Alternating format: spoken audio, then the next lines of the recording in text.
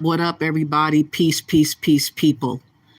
Now, I don't know about y'all, but did y'all catch Search of Uru's YouTube Beast for the algorithm? African governments are watching and the Global Peace Index. I really want to respond to his video, and I want to give a general response to his lying ass. One thing I cannot stand is people that do not stand on integrity. And what he was saying in the live and what he's trying to insinuate is that people are trying to make money off of making up beefs. I assure you, I don't make no money off my channel. My channel was hidden. I am being shadow banned. What my channel is about is exposing motherfuckers that are definitely not caring about how they are treating Black Americans, how they are swindling Black Americans, how they are enabling other predator scammers to come along and seize us at will, which Dynast Amir is an enabler. What's up, Tyron? This is going to be a very good live because a lot of things that Dynast said, it can be easily proved to be a lie. And that's what this live is going to be about. I might have to come back for a second part because I'm about to dev in.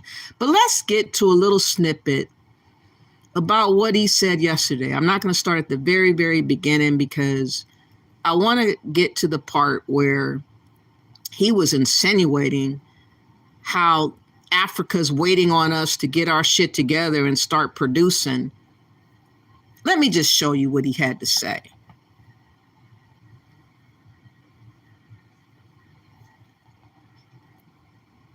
I'll give you an example. Okay, free game, that's fair. Thank you. See, thank you.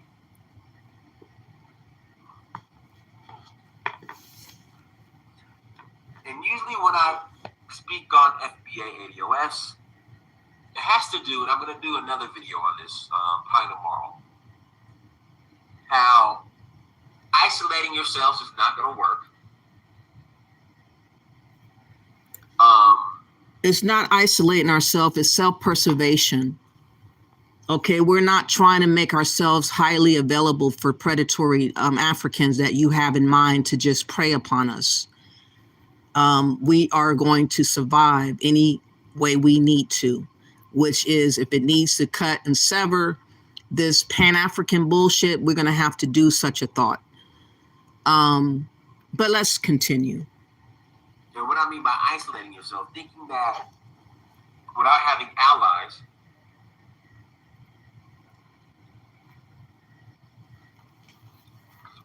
all right, let me back up.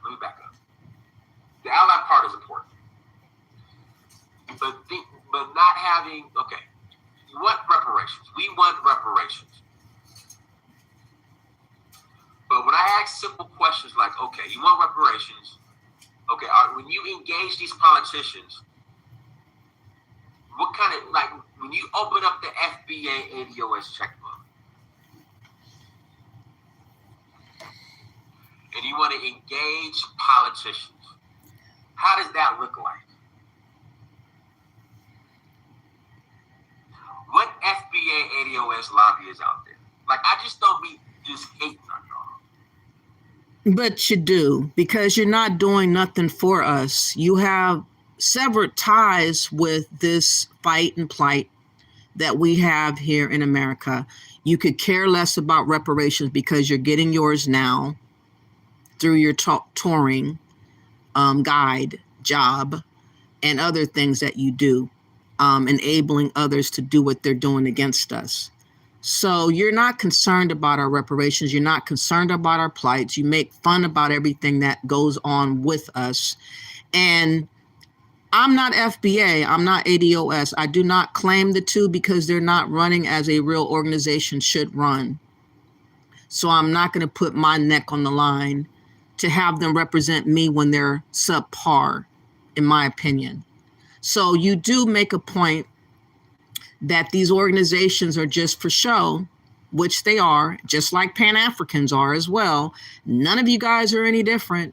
All you guys just simply yap. All you guys is simply grift and scam. That's all you guys in the same boat together. So what makes you so much special, Dynast Amir? Nothing. Let's go. That's going wrong with Black society.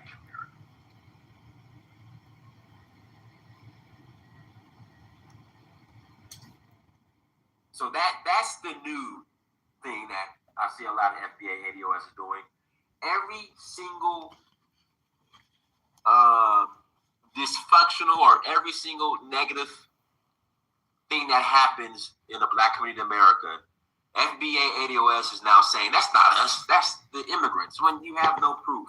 Ain't nobody said that's not us. That's Tariq Nasheed's words. You cannot make Tariq Nasheed's words make up for 40 million people plus in America. He does not speak for 40 million people.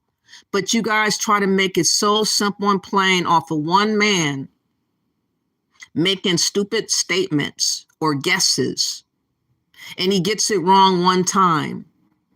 Then suddenly all of us are doing the same thing that Tariq Nasheed is doing. No, we're listening audience. That's all we are. He doesn't represent 40 million people in America. Many of us don't even know what FBA is. But here you are using this excuse, as usual, because Tariq Nasheed goes out on a limb and accuses different situations to be immigrant. And now you're running into the fields with that notion, but he's the only one that said it. Case in point, the situation here, and I'm kind of off topic now, but case in point, the situation that happened here in Atlanta with someone trying to burn down MLK Jr.'s home. Immediately, here comes Tariq Nasheed. Man, that's an immigrant teller that did that. Like, okay, come on, bro.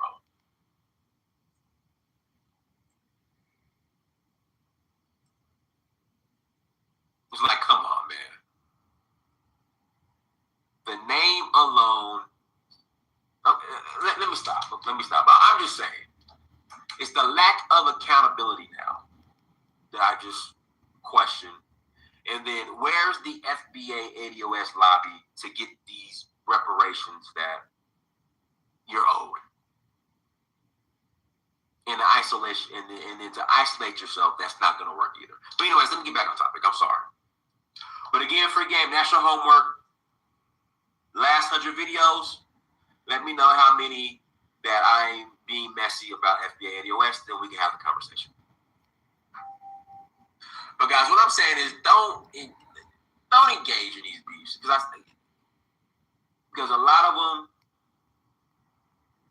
of these beefs are for views and ratings, and they get us nowhere.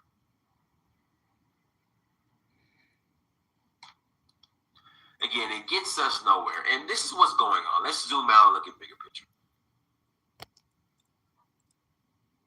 People are watching this. People are watching these petty beefs, and they're like, "Oh man, these folks are so dysfunctional in this space." African governments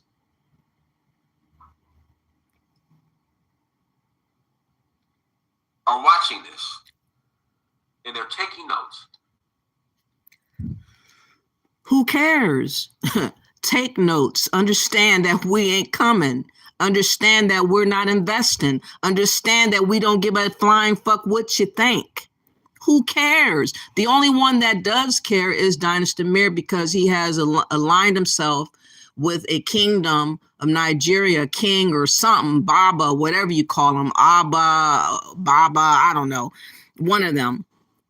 And you have given up your soul to the notion that you're going to produce so much money towards Nigeria, and you have not been successful. And I'm pretty sure that they're frustrated with you, because all the monies you seem to be able to garner is through your touring guide job. But everything else, as far as investments, since Lou Major, you've hit in a dry spell, haven't you?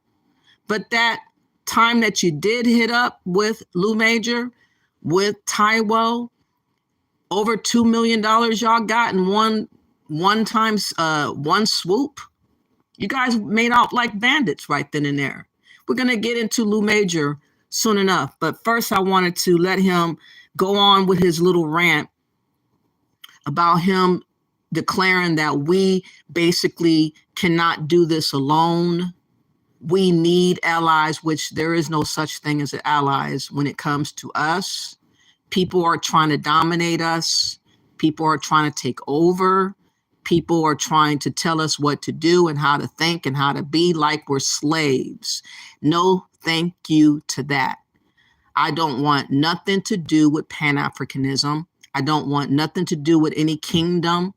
I don't want nothing to do with any king, any queen, any Pan-African, any prince, any goddamn thing. Leave me be. We're okay where we've been. We just got to get serious about what's going on here in America. And that's will change a lot of misunderstandings that we've been having with this malarkey talk called Pan-Africanism. But the confusion is only brought forth through Pan-Africanism. Let's go. In regards to the dysfunction,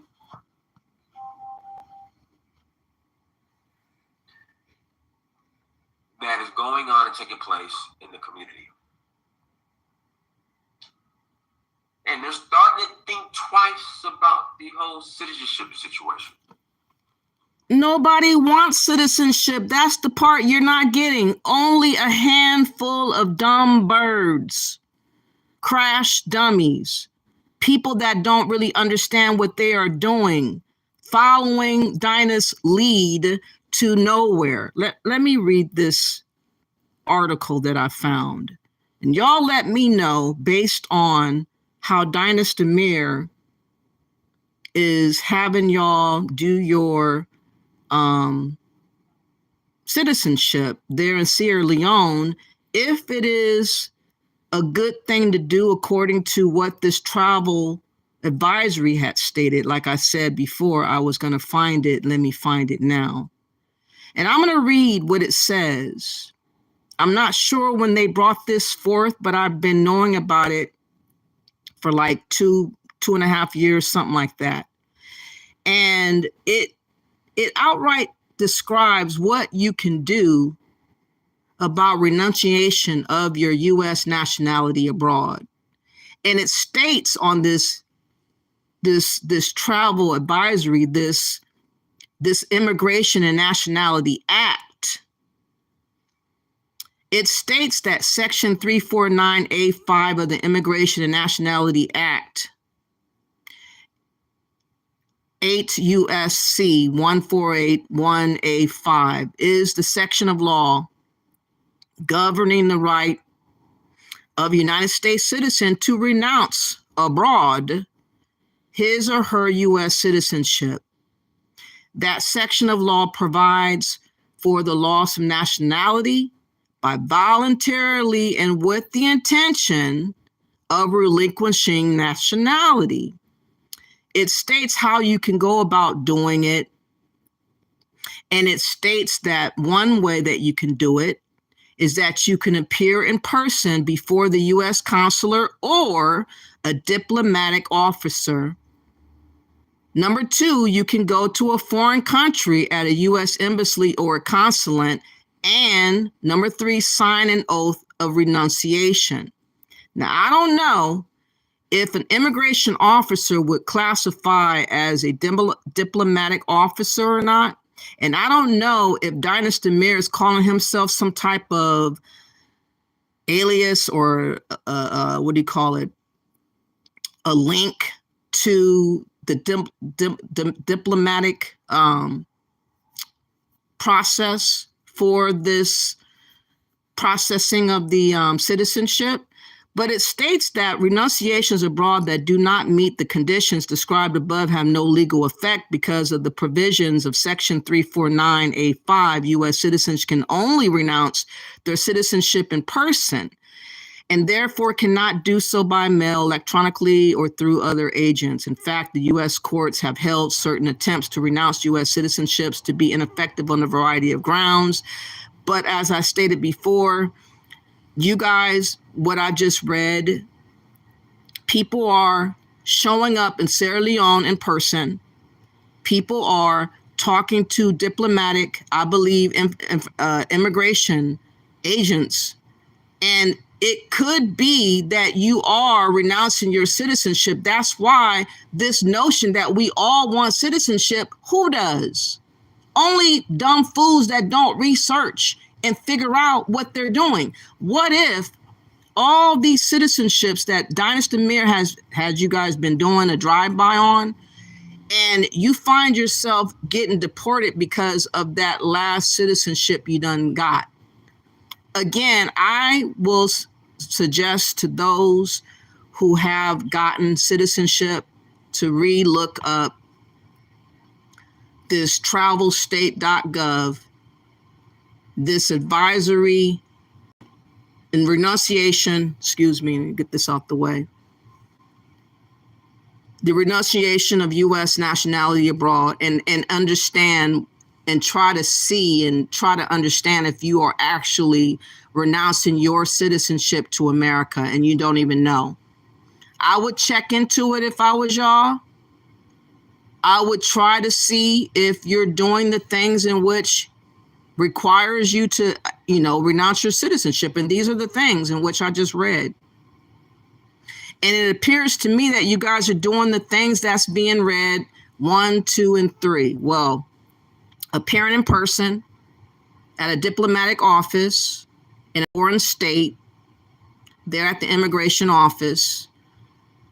It's very curious to me if this is going against what you might not know you're doing.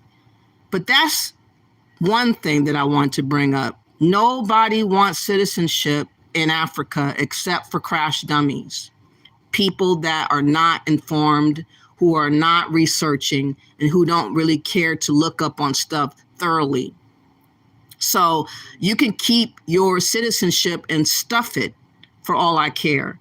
Now let me get back to this video, because the part that really just tickled me is coming up pretty soon. I'm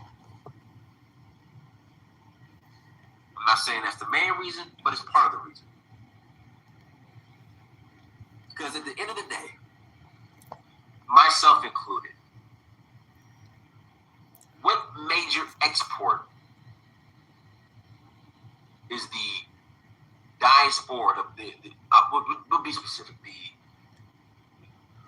the ADOS, I hate using this term in this context, but to make it simple, the ADOS FBA are the Black Americans who are here, who are descendants of enslaved Africans. What are we, exporting, would be the term, or bringing? Nothing. You're the one that signed up to have an allegiance to Nigeria, to Sierra Leone, to Africa, to Pan-Africanism. There's only a handful of people that yap with you every time you go live.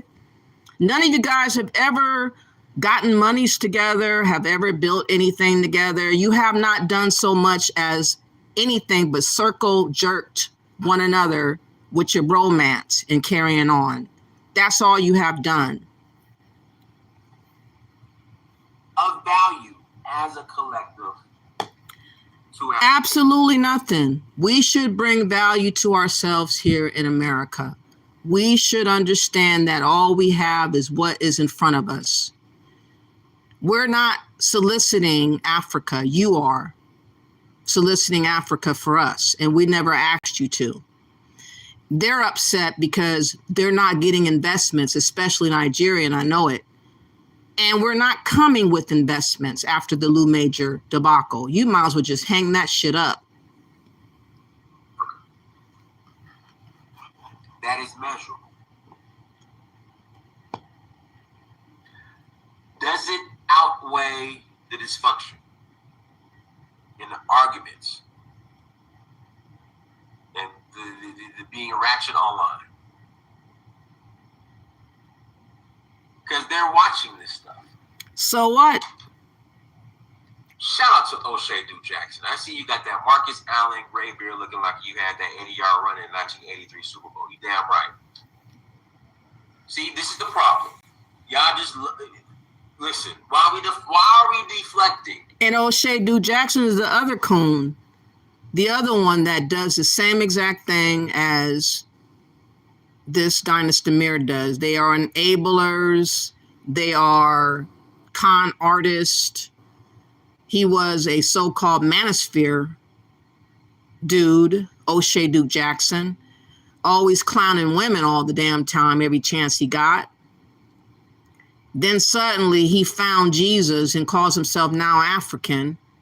And now he's pushing this so-called Pan-African bullshit for money and for women. Okay, for a chance to get a whiff of someone's pussy is what it is. We don't believe you that you guys are really about what you're preaching. We just know that you're trying to get in your own lane and make your own money and stay out the way. That's all it is. But you have all these expectations of what we're to do. And we're telling you, most of us are not going to do a goddamn thing at all, ever.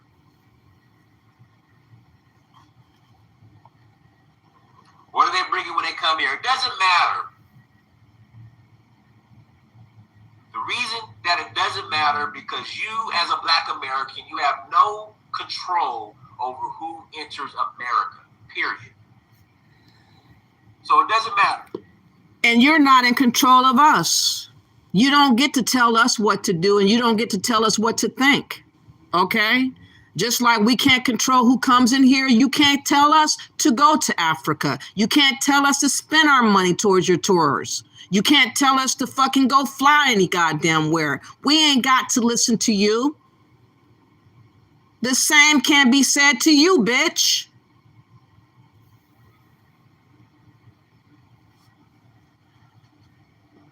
This is what I'm talking about.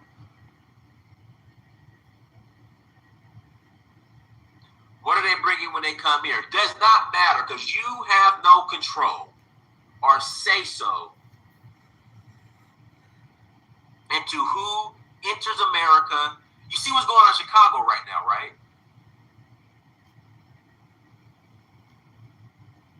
Again, you have no say-so in regards to who is naturalized here in America, period. Let's just stop it.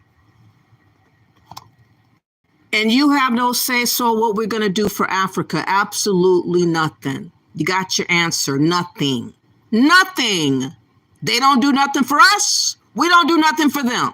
It's an even exchange. Get it? Got it? Good. It's time we grow up. I was speaking on Black Americans who are looking to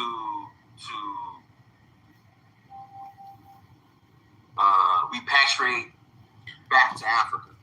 And there's not many of them that are. I really hope and pray that those people that have been going to get those Sierra Leone passports or citizenships will not get done dirty later by what I've read and what I'm trying to show y'all earlier.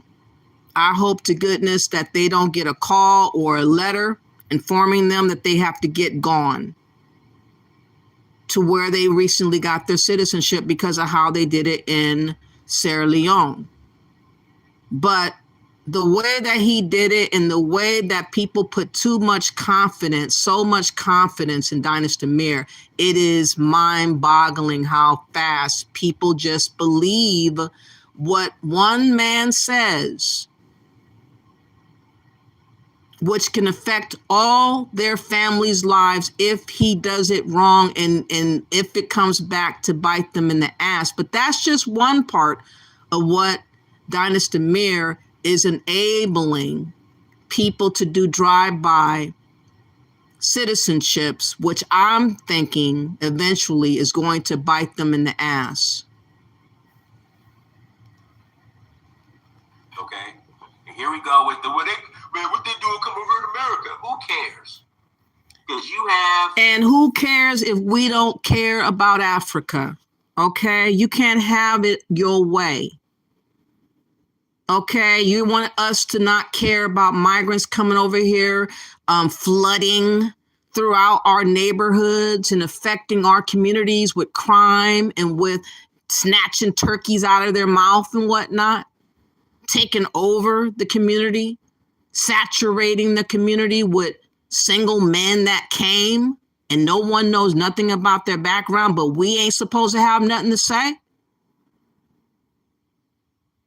We shouldn't say nothing. We should just be mum's the word like little bitty slaves. No, bitch. We're going to speak up a lot more louder. No say so. And it's not just Spanish.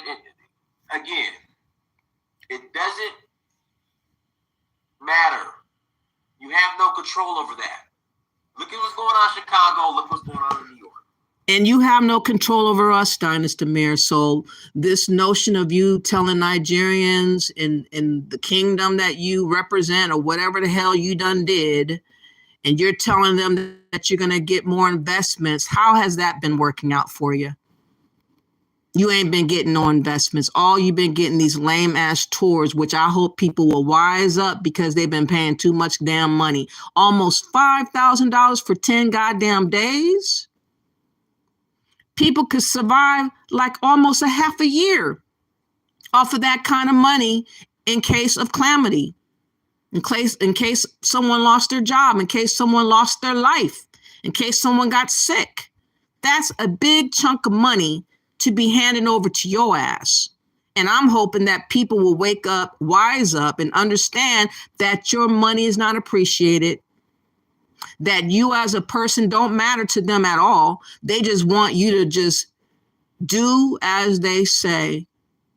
And that's nothing more.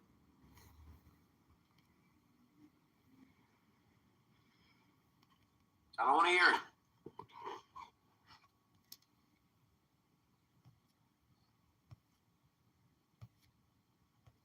We can create jobs using the American dollar. I agree. But tomorrow or maybe even later on today, I'm going to do another show on is Pan-Africanism archaic, antiquated, and delusional? Because the stuff I hear from my Pan-African brothers and sisters in regards to doing business,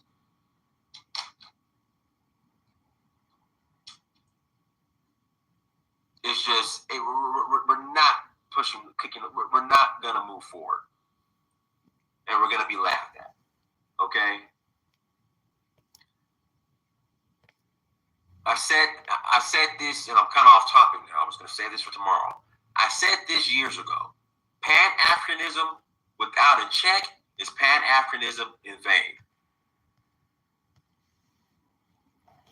Okay, before I let them continue, let me see what you guys are saying real quick. I assure you I'm going to show you videos about Lou Major.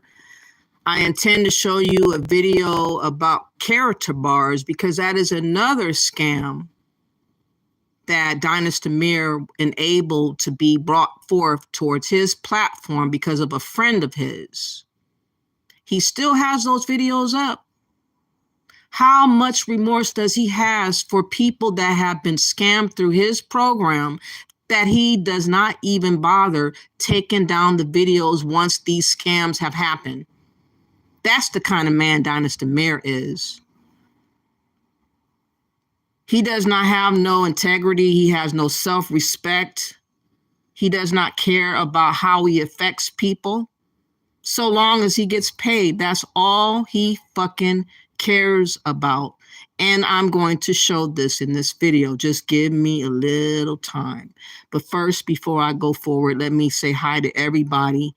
Thank you for all coming through, even my haters that are in the clouds, wherever you may be. I'm just sick and tired of this disregard for how we feel and what we say, and people are just playing with us like we ain't got no rights no more. We just need to shut the fuck up and just do as we're told. I don't like that at all. Let me go up. Let me see. You said Charlie Shaw. Oh, let me go up again. Tyron says exactly. Everybody don't know what a Tunanese foundational Black or American descendants of slaves is, because most just say I have a little Indian in my family and will say that they're just Black Americans. That's for the most part what we call ourselves, Black Americans, with the emphasis of American. And I hope that most of us will get away from all these other titles because people are manipulating us and making us look a lot more crazier than we need to be looking right now. What's up, Limelight again? And Charlie Shaw says, no, that's false. He asked, was it an immigrant? He didn't say it was one. He just said we should check the background. Well, anything that Tyrese says, he is not representative of all of us. He does not speak for me. I think that he gets a little bit foolish sometimes. I think he becomes a lot of ways reckless. And I don't want association with FBA or ADOS like that. Like, I acknowledge y'all to be Black Americans, but as far as everything else, I'm not really going that route with Tyreek Nasheed and Yvette Carnell. I'm not going to do it. Tyron says, I have seen her post. Who are you talking about? Who cares? We don't need Hotep niggas bringing an African government in our business. That's what they want to do, Tyron. What's up, Limelight? And Tyron says, Dynast and Marcus Garvey's son, Dr. Eric Kana, Akon, think they trying to produce millions out of scams. Exactly, off of our backs, though. Everybody's coming to us, requiring things of us. Like you said, Dr. Eric Kana, Akon, everybody, Dynast, Marcus Garvey's son, anybody, everybody, go to Black Americans, go to Black Americans. They don't even know how to say any other African country to go to the require. Like, just think about this. They had the nerve to have 75 countries gather together in Accra, Ghana, just a couple of weeks ago to talk about reparations. Why couldn't they do that to talk about restructuring their system? 75 nations showed up about our reparations, but they couldn't talk about restructuring their systems to get out of what they've done with the colonizers and whatever else has happened all this time to bind them, and how they have not been able to thrive as much. 75 nations, and they could not talk about nothing else but us and our money. But that just shows you how they are so determined to get us involved with their affairs one way or the other. They don't see that they should involve themselves with one another, other than involving us. That's what they have in common. Involve those Americans. Let's get them involved. What's up, Safe Brother? You said we have no dog in that fight with Africans politics, just our own shit. Exactly. But like I said, Tyron, and you're going to get this soon enough because I am a person that sees stuff before it happens. They have been talking about us a long time behind the scenes. They have made decisions and shook hands and signed things in our regard without even bothering to know if we want to be bothered, because they don't think that we should have a say into what our future should look like, because they have already seized the moment with our leaders and trying to tell us what we're going to be doing. That's why they're talking about we need to be selling exports and imports across the border to Africa and all this type of talk. I mean, where they get that from? They got that from the trade agreement. We're not a country. The fuck they mean a trade agreement? We're not a fucking country. You need to talk to the countries over there in Africa. What's wrong with these people? Okay, let me see.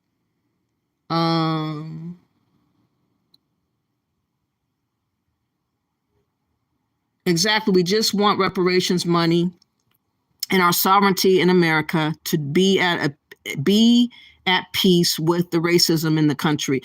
I'm not saying if I got a lot of money, I would stay in America. I'd probably go to Thailand. I might go to Canada. I might go somewhere else because it might not be safe enough if they did give us a whole lot of money, which I'm not holding my breath and assuming that they would, because a lot of people are fighting us tooth and nail to even get acknowledgement on our own claim. It's crazy. People are not allowing us to have our own claim and leaving us a fuck alone. They're not doing it. So I would probably leave, America if ever a large amount of money, because you know that the white people here would not be too happy. And if you're a black person, they're going to assume you got reparations and attack you. So I would probably go somewhere for a time before I came back. That's what I would do. I wouldn't go to Africa though. I wouldn't do that. Charlie Shaw says for Black, the actual African diaspora, which we are not, facts. They don't want citizenship to their parents, grandparents' homeland. Exactly. Some of them, I think, do have dual citizenships though. But again, people are expecting us to act like we're African and do what they're doing. It's like, I don't need to act like them. I'm not them. Why I got to act like them for? Tyron says, why isn't Dynast permanently moving to Africa? Why he keep coming back to Atlanta, Georgia? He claims it's for his son, but he wasn't going to be leaving anyways because he knows how dangerous it is overall in Africa to stay there permanently. He ain't no fool. He's foolish, but he ain't no fool. Charlie Shaw says, Tyron, exactly. We just don't want to be bothered by any of them anymore. Exactly. You also said when he is asked, he puts everything on his child being here. Exactly. Tyron says, same with Butchie Bear. Brandon uses his daughter as an excuse to have her in adult conversation. Oh yeah, it's unbelievable. Safe Brother says, just recovering from a bad cold. I hope you feel better. Get some ginger and some vitamin C and honey and put that in your tea. It will really help you out a lot.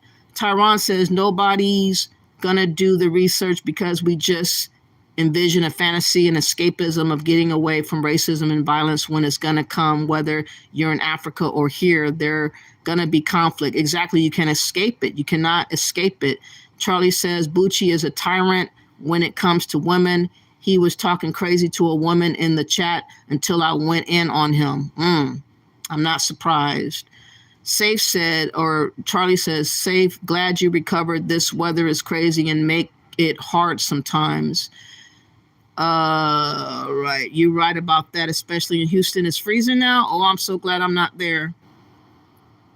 Tyron says, O'Shea Duke Jackson is Kinganda passport bro trying to sell brothers from going from fast, dusty Latina women to fast, dusty Nalik African women who are all about money and taking advantage of Americans. They all in on it.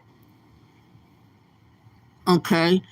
And let me see, where am I? Why isn't Dynast convincing Africans to stay in paradise? Exactly. They don't never want to address why don't they ever have shows talking to Africans about what they not doing right.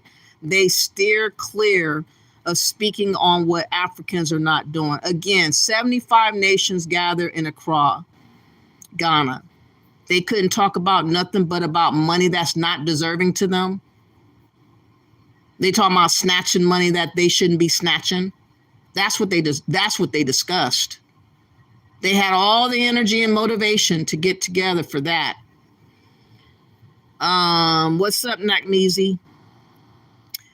Tyron says why he keeps bringing up Chicago like if we have a say on niggas politics and gang culture in the Midwest Illinois. Anything to just say that, you know, we just have to tolerate whatever. Again, they just want to treat us as if we shouldn't have a word to say, a concern, or anything. Tyron says, why not mess with the American women you know before you wind up being murdered in an honor killing lynching in a foreign country? Exactly. Or get your passport stolen and loss of passport and you end up in modern day slavery, for instance. You never know. I ponder, because I know that modern day slavery is about 50 million worldwide. I wonder how many Americans we just don't know are back into that modern day slavery. Wouldn't it be a trip to find a story that comes out about an American that actually got caught up in that? We just ain't never heard the story yet. It's not like it's not happening though. There's a lot of people that go traveling singular and they don't have good family ties. They might have got lost. They might have got murdered. They might have got kidnapped. You never ever know, and nobody ever seen or heard of them again. It's very crazy going overseas these days. You really got to know who you're dealing with before you go. So let me go on. What's up, Ben? How you doing? You said, how about we got Somalians, Ethiopians, Nigerians, etc., running beauty and hair supply stores and salons, convenience store, gas stations, and food restaurants in Harlem. African, Ethiopian, Eritrean restaurants. Yeah, they pretty much are expanding in America. They're without any problemos. I see a decrease in our restaurants. I don't really see a lot where I live anymore. I think there's only one or two, like decent, rather, I should say. I wouldn't say good, maybe decent barbecue places that I could go to if I really wanted to, but there's not widespread like restaurants that I used to see. I don't really see them like that no more. So I know that we're taking a hit, and it's very unfortunate that this is being done on purpose. You said, but none of these Africans putting money in Black Americans' economy. Exactly. They're putting money in their own pockets. And like I said, the same thing that they're expecting of me is it should be the same thing that they're giving to us. They're not giving nothing to us. They can't expect nothing of us. But that's not the way in which they think that this is supposed to go. Limelight says, I didn't get a chance to read your comment, Renee. Limelight says, where is all that money going? His tour quality is still shit, I know. Tyron says, Africans own businesses such as smoke shops, restaurants, beauty hair supply stores, salons, like Asians, Indians, Arabs, and don't reciprocate anything to Black American owned businesses. They don't do a goddamn thing for us. So again, why should we put our necks on the line to give a flying fuck about Africa? It is simple as that. Why should we fucking care? We should not. I'm not. Limelight says Alexis said that he gets paid on the front end of the back end. Yes, he does. Speaking of which, before I keep going and lose people's interest, let me get back to Dynast Amir. I'm going to play the part that he said that really had me floored. But listen, it's coming up like he's had a long talk with these Nigerians or Sierra Leoneans, and they're telling him to get us together, y'all. Now, even in Sierra Leone, and it came up more, like I've never heard this come up more this time around during this citizenship confirming ceremony process than the last 5 or 6 that I participated in. They're like, okay, you guys, we understand that you're descendants of slaves. We understand what happened. We understand the slave trade. We understand the racism that Black people have endured in America. Welcome home to Africa. What are you guys going to do now? How are you guys going to, like, either... But he don't understand, because if you understood that we've been through this and we've been through that, and we really don't care, and we don't really claim Africans like that, we don't claim Africa, we're not Pan-Africans, then what part of the confusion are you getting? There's not a whole mob of us trying to claw down for Pan-African fight. We're not trying to put every egg in the basket of Africa. Most of us don't fucking care. So they have not been paying attention to us overall. They haven't. Times they brought up, listen, we need you guys to come here and invest. Bingo! We need you guys to be coming here and invest. What is it for us? I can't hear you. I can't hear you. What is it for us? So you want us to give up our hard-worked money or saved money or however way we got the money. You want us to just freely give it in hopes that we get something later in life? That sounds like a plan. No, it don't. And that's why no one's coming to invest in Africa. We're not going. What are you guys going to do now? How are you guys going to, like... Nothing. We're going to survive like we've been. We're going to fight. We're going to wake the fuck up and realize we got a fight on our hands here in America. The amount of times they brought up, listen, we need you guys to come here and invest. Bingo. And how many times have they brought it up to you, Dynast Amir? How many times did those Nigerians have you cornered, telling you it's been nice and all to call you Prince and everything, but you really have not produced a lot of money towards investments? I'm sure that they've been having these conversations, and you're bringing this shit up as if we care about them talking to you about investments. No, you take that money that you've been gouging people for these tours and you invest that money towards Africa, because that's you and your business.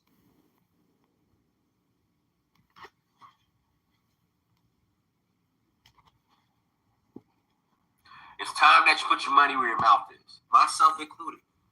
But we never said we wanted to put our money towards Africa. You are only saying you want to put money. You got things going wrong in your brain somehow, Dynast Amir. None of us has been clamoring to throw money at you for Africa.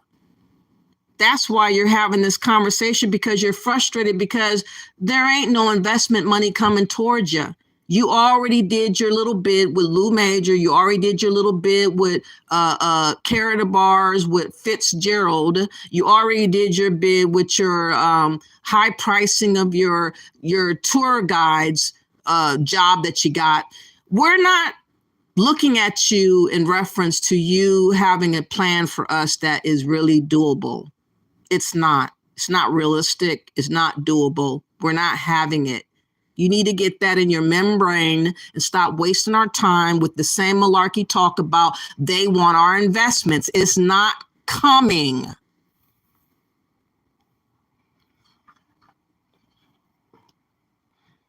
The symbolism of the struggle is over. Now it's time to put your money where your mouth is. And I said that years ago. I said it was coming. And it's here now. They're making the Sierra Leone citizenship process harder now. Moving forward, I don't know the exact requirements that are going to, or what the exact requirements are going to be moving forward, but it's going to be harder.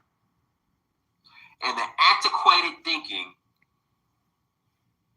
about a lot of Pan-Africans and Black folks who are relocating to Africa have. It's not going to cut it. And they're letting us know. Facts. What are you talking about? We're not going to cut it. We're not tripping off of going to Africa. What part don't you get? They want us to do something for them in Africa, and we don't care to go to Africa. You got 90% of us that don't care to go. Go get the 10% that does care to go and get your little conference on with them. Leave us out of your imagination. Because again, we're not dumb no more. We're in a crisis right now in America. We're not spending money that we don't need to spend. And you're going to be on the outside looking in because you're not getting any. So tell those people that's talking to you behind the scenes, they're not coming. And I'm telling you what they said. They said, we want to see y'all investing more. We need to see you guys coming here. But we're not. So what you gonna do? We're not coming, Dynast Amir. You can rant, you can cry, you can yell, you can bash, you can accuse, you can call names. We still not going. We need to see that Sierra Leone passport being stamped more. I'm telling you what was said. And I said this years ago that Pan-Africanism without a check is Pan-Africanism in vain. Moving forward in 2020, I said that back in like 2021. I haven't had it's December. And the last 2 Decembers, I want to say, there were citizenship ceremonies in Ghana.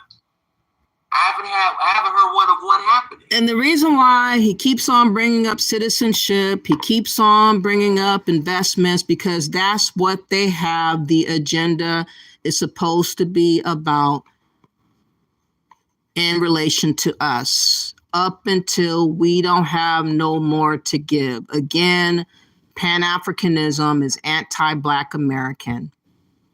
It is a vehicle to help extract money from us by any means necessary, which in a lot of ways results in bankrupting us, scamming us, robbing us of every little bit we have until we are broken down to the bare minimum of nothingness.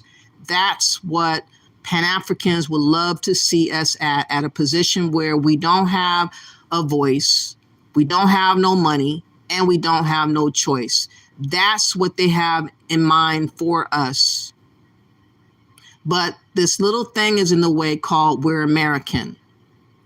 That's why you keep hearing them talk about we're Africans, we're immigrants, we're like all the other people that come over here. That's a goddamn lie. But this is what they're trying to recreate, a storyline to fit their narrative, which is they want your money in their hand. Where is the benefit blessing us anywhere in that equation, though? There is no attempt to bless us. There's only an attempt to shake us down.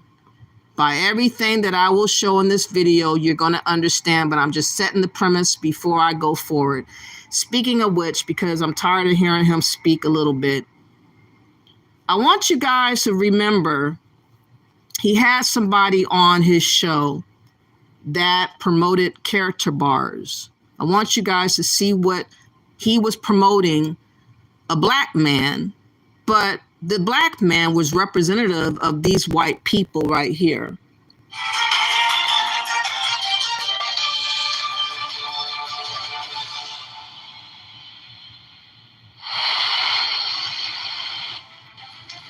So I'm sure everyone are very excited to see a lot of goals, physicals in person. It's actually my first time as well, so I'm very excited. So I would like to ask Mr. Said, what is your next steps and what do people expect? The people can expect from our global payment system with gold, yeah, and that's what we create since 2011 until now with the modern time with our coin, what we create together. Yeah. We have our old coin and also our mainnet, what we created and already done in September in 2000. Again, this was known globally, this character gold or character bars. And it had been speculated 5 years ago that it might have been a scam, a Ponzi scheme.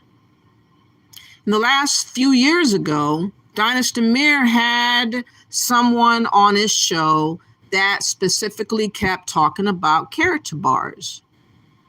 But I want y'all to look at how it looked, how they made it look glamorous and all these types of things. And then we'll bring the Humpty Dumpty clown that was on Dynast Amir's platform, showcasing the character bars that ended up being a Ponzi scheme. Go figure. 19 of this year.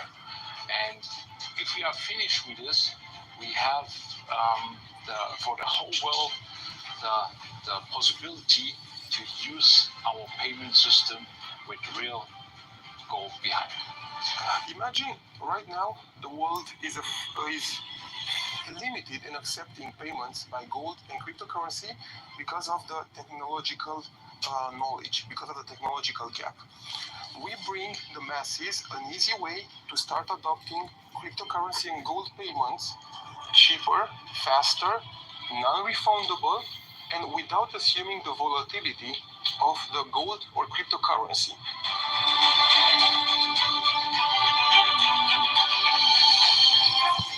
Again, these men and women that was represented here is not Pan-Africanism, I can assure you of that. But Dynast Amir brought this McGoofy to talk about character bars on his show that he still has the goddamn video up. Okay, let's listen to this before. Let's listen. That's how valuable I am. I mean, you gotta think you are. You gotta act like you are. You gotta believe you are. So I'm just asking again that you guys don't need to say it. Obviously, I can't hear you, and I'm not seeing anything in the chat room. But how much are you worth? Okay, if you can't answer that question, how much is your family worth? I mean, you can't really, if you had to put a monetary value on it. No, I mean, are you worth generational wealth? Are you worth decent housing? I mean, not decent housing, very, very good housing. Are you worth very, very good health? Are you worth creating prosperous companies? Are you worth traveling where you want, living how you want, walking in abundant wealth and resource asset accumulation, not only for you but your grandchildren? You see, someone has to make a decision for the next generation. So we're talking about legacy now. There has to be a progenitor. Someone has to start this. No, somebody in chat room says you can't put a number on that. That's the right answer. Right. That's the right answer. Thank you for whoever said that. Thank you. That is the right answer. So, and based on that, are you worth leaving a legacy for your children's children? Is that worth it? I mean, is it worth it to have your name, a household name like the Mellons, the Rockefellers, the Bushes, the Johnsons? Again, this is his spill, y'all, for character bars. Let me fast forward when he gets to talking about it. You can see that he's advertising it right there. But let's see when he brings it up.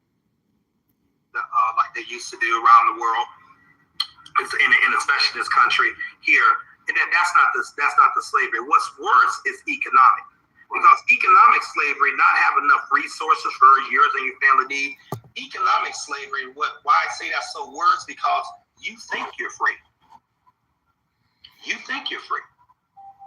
So if you think you're free, you're not. Again, this is what they do. These salesmen come along and they try to fearmonger us to death. This is what the tactic of Lou Major was. This is what he's trying to say, our legacy and everything is about.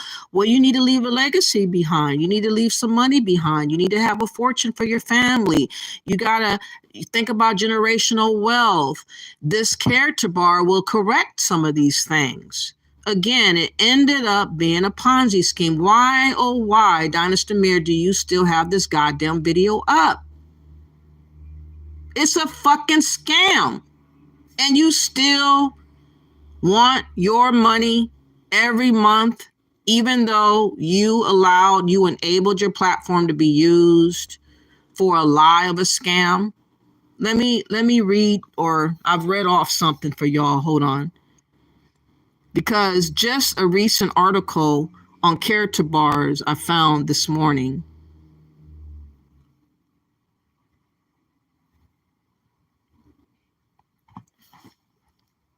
In 2023, this article was written in reference to character bars. Arrest warrant issued for Character Bars International's Herald sees a German court has issued an arrest warrant for Character Bars International founder and CEO. Herald says, while we know authorities in Stuttgart have been investigating Herald says Character Bar's Ponzi scheme, no specifics on the investigation have been made public yet. A report from SZBZ, quoting a February 13th paywalled article from Bild states, it says that the court must clarify the question of whether C's attracted investors to this gold business and cheated them out of their deposits. This suggests that prosecutors have presented the court with a case detailing the Character Bar's Ponzi scheme. The report also notes that Herald sees a German national previously living in Germany has since fled to Thailand. Sees has purportedly been corresponding with the court via email. Details of the correspondence have not been made public, but apparently the case has progressed such that Sees is now a wanted fugitive. Character Bars International operated for years as a pyramid scheme. The Ponzi reboot integrated cryptocurrency with an ICO announced in early 2018. KBC eventually launched in July 2019. It immediately crashed. And Character Bars International itself collapsed by the end of the year. An integral player in Character Bars International's Ponzi reboot was chairman of the board, Joseph Hitt. Hitt is believed to primarily split his time between Germany and Dubai. Whether Hitt is under investigation by German authorities is unclear. After Character Bars International collapsed, Hitt went on to launch GS Partners, initially a clone of Character Bars International's Ponzi scheme. Herald sees has tried to reboot Character Bars International multiple times after KBC collapsed in 2019.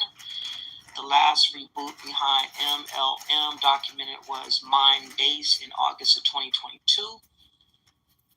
Mindbase's website remains online. SimilarWeb tracked a dramatic decline in Mindbase traffic over the past few months. In November 2022, SimilarWeb tracked 1.9 million visits to Mindbase's website that dropped to just 400,000 as of January 2020.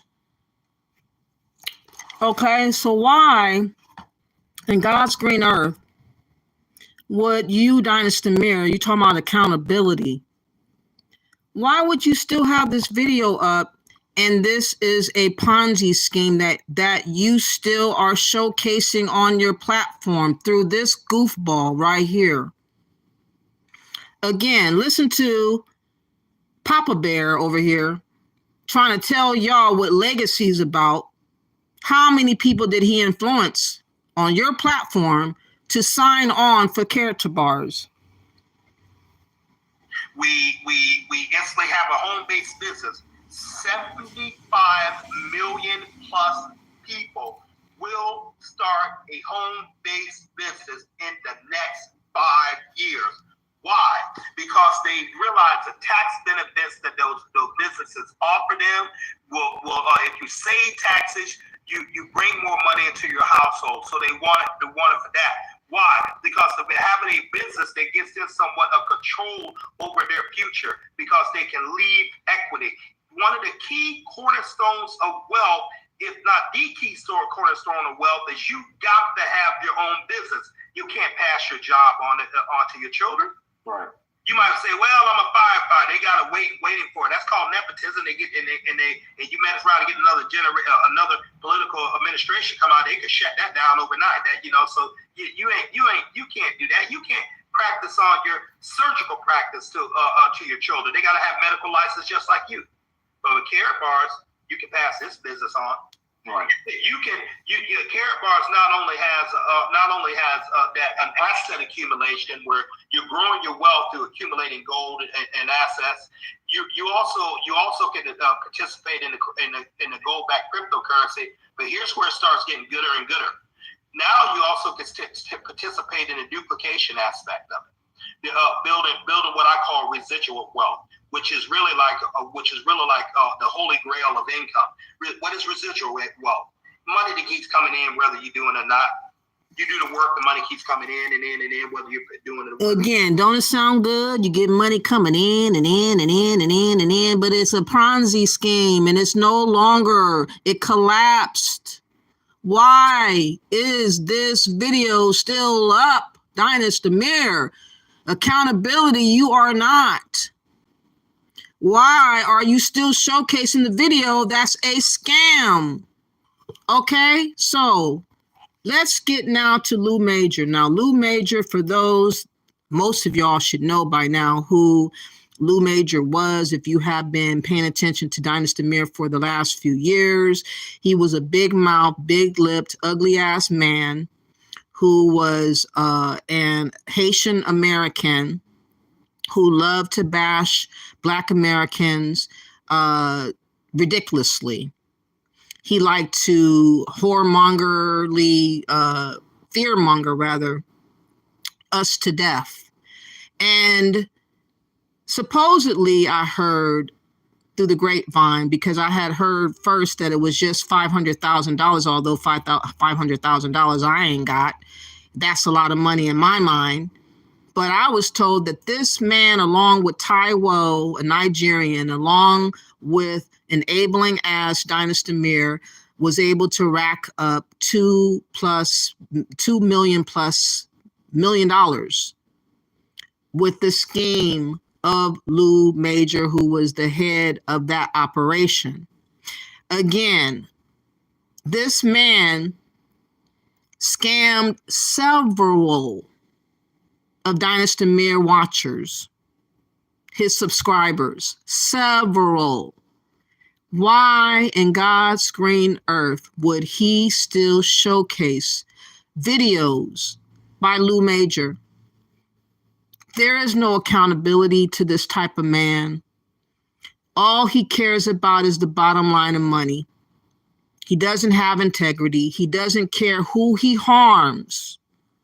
And yet he wants to talk about women talking too late about what their experience was on a trip that they felt some kind of way about being hemmed up, about money being taken from her, or the aggressiveness of being hunted down on a bus.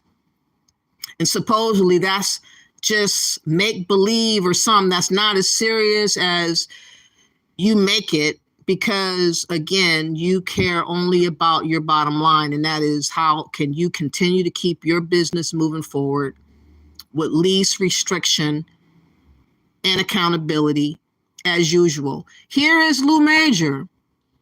Again, if you care, all you did, Dynast Amir, like I told you on that show, on your show, you enable predators to come to your platform. They spit lies, manipulations, bashing, and they provoke in some people that are weaker this sense of needing to prove someone wrong. For whatever reason, they felt like they could trust this man. They threw money at this man. This man lied and said that they had a bank that they were developing, and they believed him. I'm not sure how many was affected, but enough to cause it to be up to around $2 million. Now listen to what he used to say to us. And why does Dynast Amir still has this video up?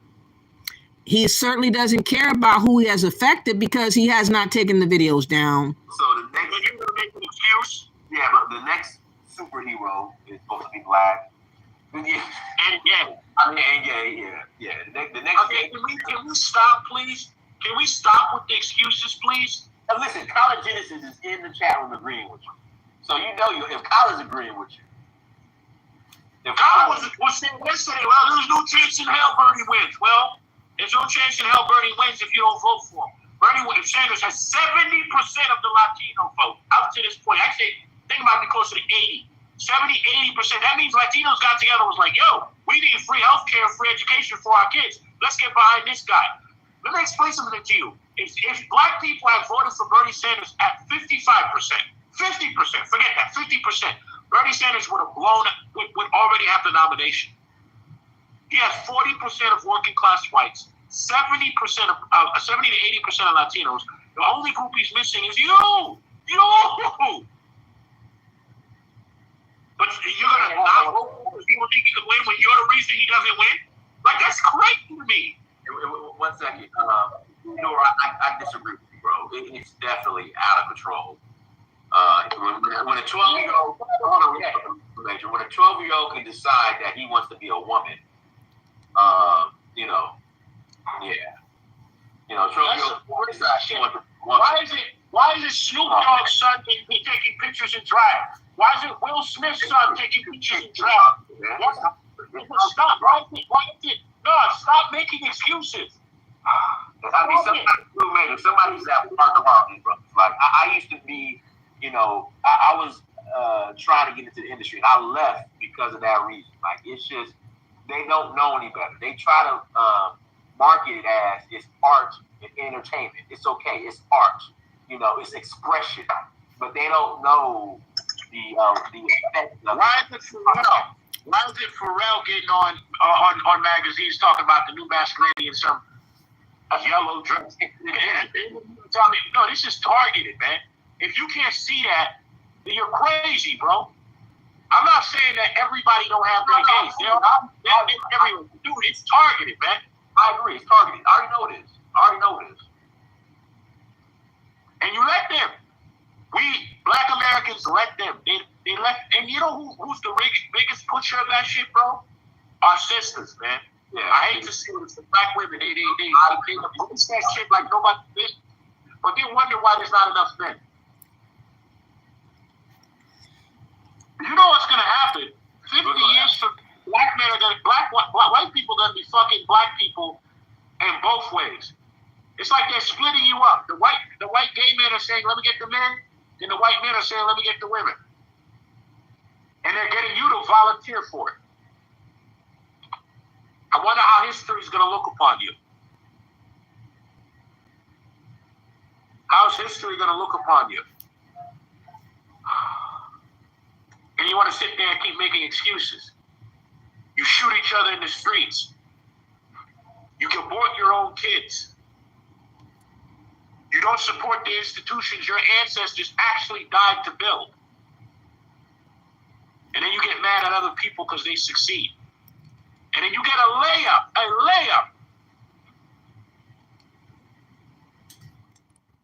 And you can't figure that out? Explain this. Again, I respectfully would like the audience to really think about this. Lou Major was the predator who basically took snatched up people's hard-earned savings and money through fake land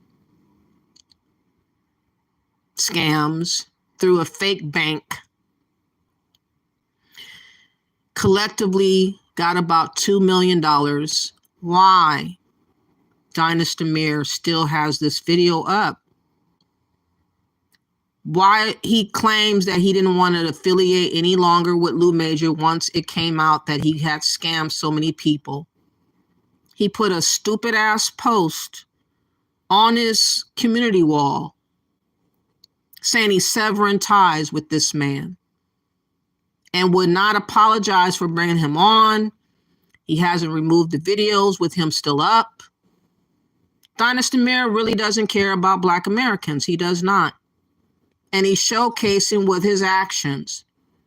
The least he could have did was removed these videos. At least I see 2 up still of Lou Major talking the way he talked, which was very disrespectful, always pointing a finger at Black Americans. He ain't talking about Haitians. He's not talking about Jamaicans. He's not talking about white people. He's not talking about any other race of people but Black Americans, because we was his target and the targeting worked. People listened to this man and believed him just because he seemed like an alpha that was with, you know, this conviction about himself, but his conviction was motivation to scheme, and scam. He's a con artist. But this video is still up like it's nothing but a chicken wing. And Dynast Amir claims he wants to be held accountable. Well, this is the first test. Will you remove these fucking videos of Lou Major and that character bar video? Why do you still have scammed videos still up? And as I stated before, for those that don't know, I have done a video on Dynast Amir called Dynast Amir, You Got Some Explaining to Do. If you put that into the engine where you type it in, got some explaining, you will get the skit that Lou Major used on Taiwo's platform, and they all ran plays, and you can see how it went. You can see how it goes. You can see how they lie, and it's still up for you guys to see. Please go check it out. Let me give you a snippet of what it was. But they had a skit. They had Lou Major call in, pretending like they didn't know he was going to call in. And then they ran game. And they got a lot of people on this particular live to call in and guarantee so-called land purchases. We're 12 away from time. We're 18 away from Hold on.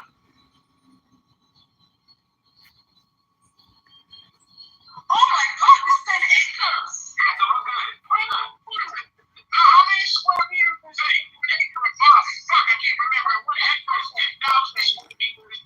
If Taiwo felt some kind of way about being partakers with a scam con artist such as Lou Major, wouldn't she take the video down? But she still has her video up of Lou Major and Dynast Amir too. That's how I was able to get the video, y'all, because it was still up. They have no consideration, no concern, no remorse, no care in the world about who they harm and who they use to scam us. And so, yes, Dynast Amir is an enabler of scammers. Even if he has not outright scammed himself, he has provided a platform at least 2 times that I know of where the videos are still up. basically allowing predator types to come along and swindle land grabs in a fake ass bank. But Dynast Amir doesn't want to talk about that because he just want to keep it on the touring, and he want to talk about cute little Pan-African. Oh, I just bounce around and I eat some good ass food. Ooh, I got some boo-boo and I got me some stew. Ooh. But all the while, people are being scammed on this platform and no one is being held accountable. And Dynast Amir needs to be held accountable. Why are those videos still up if he really fucking cared? He don't. He does not. He cannot. So let me see what you guys are saying in the chat room. Again, Dynast Amir got it all fucked up. He has gotten to an agreement with Sierra Leoneans and Nigerians, talking about investments, talking about us. You don't have nothing to do with our money, though, Dynast Amir. You don't make the rules. You don't tell us by your command that we're supposed to be given investments. We're not going to be doing none of that. So I don't know who the fuck you think you are, but you got the game all fucked up. Okay, let me go back up. You said,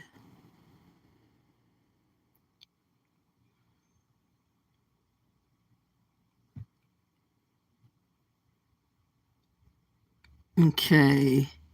Okay, how you doing, Success Express? Thank you also for coming through. I just noticed that you were here. What's up? Leonard, also, thank you for coming through. And Martin Norwood, thank you also for coming through, and everybody that's listening in the chat room. Easy Axe, Factavius Prime. Oh, no, you didn't. And Alexis, thank you, Fowler, for coming through, and everybody else. I'm trying to find out where I left off at. You're trying to handle business and responding to comments. Okay. Tyron says Chicago gang violence is up to the community, Black community and Black church to make their children stop committing crime on their citizens and to heal their estranged relationships with their blood. Exactly. That would be a good suggestion to do.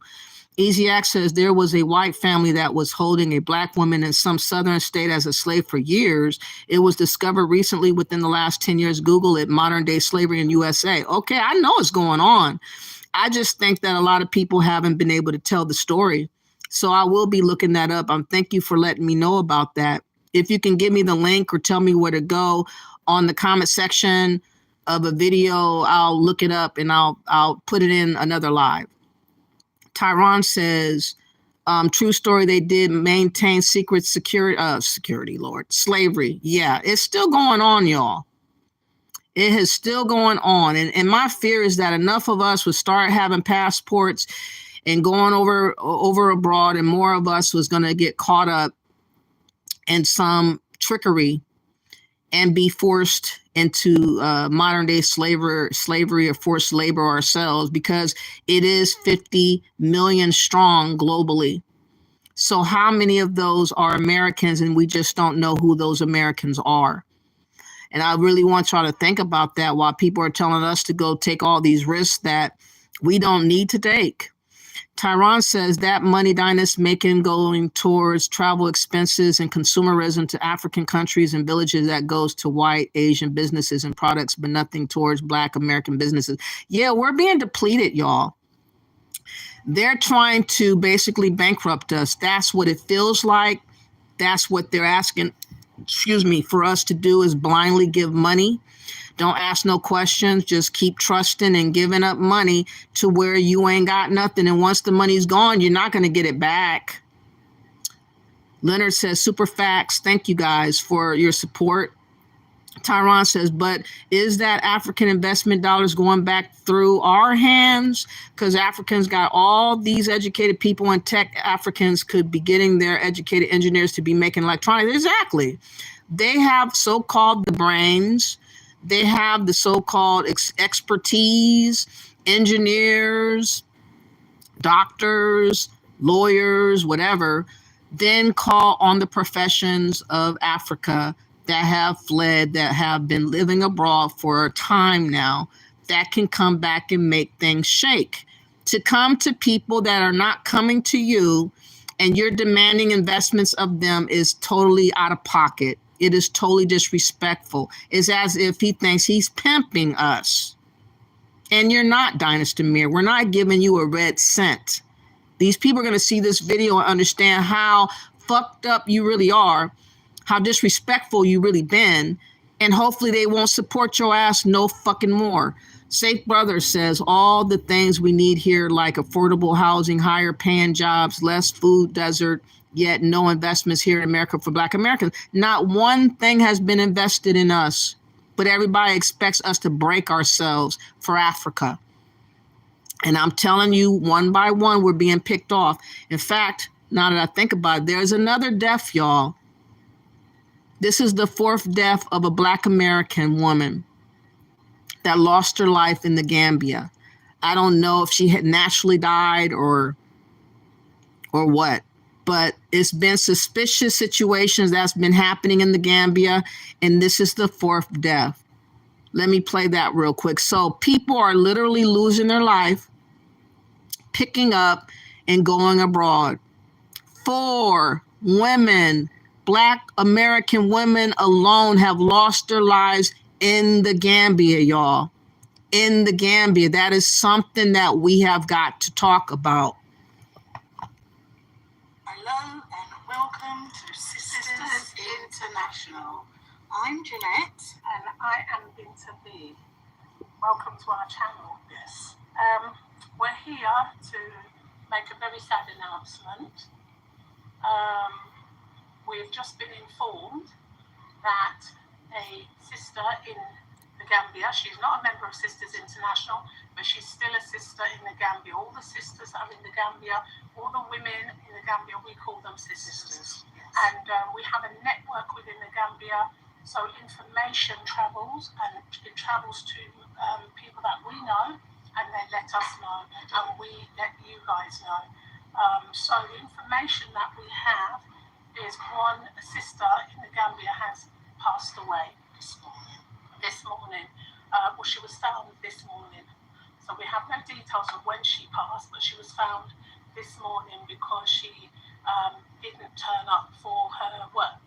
And her workers were concerned because she's normally the first person there. Somebody went round to check on her, and she was found deceased. We don't have details. We have details. No, that's not her. Jeanette Salters was the Detroit woman that lost her life in Ghana with her sister. That's Jeanette Salters. This woman that lost her life is Mary. She had a business by the name of owner of Natty Locks Boutique of the Gambia. I'm trying to see if I can find a picture of her real quick, but yeah, she, another one has lost their life. 4 women have lost their life.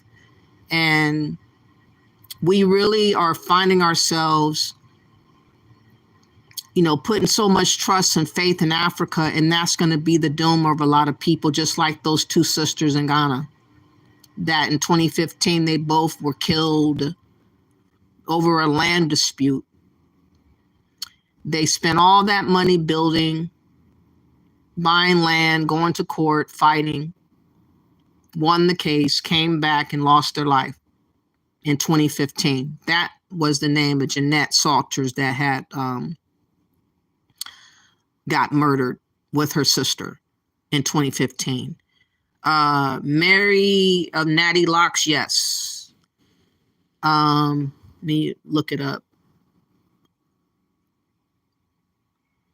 It's sad because they believe that they're fleeing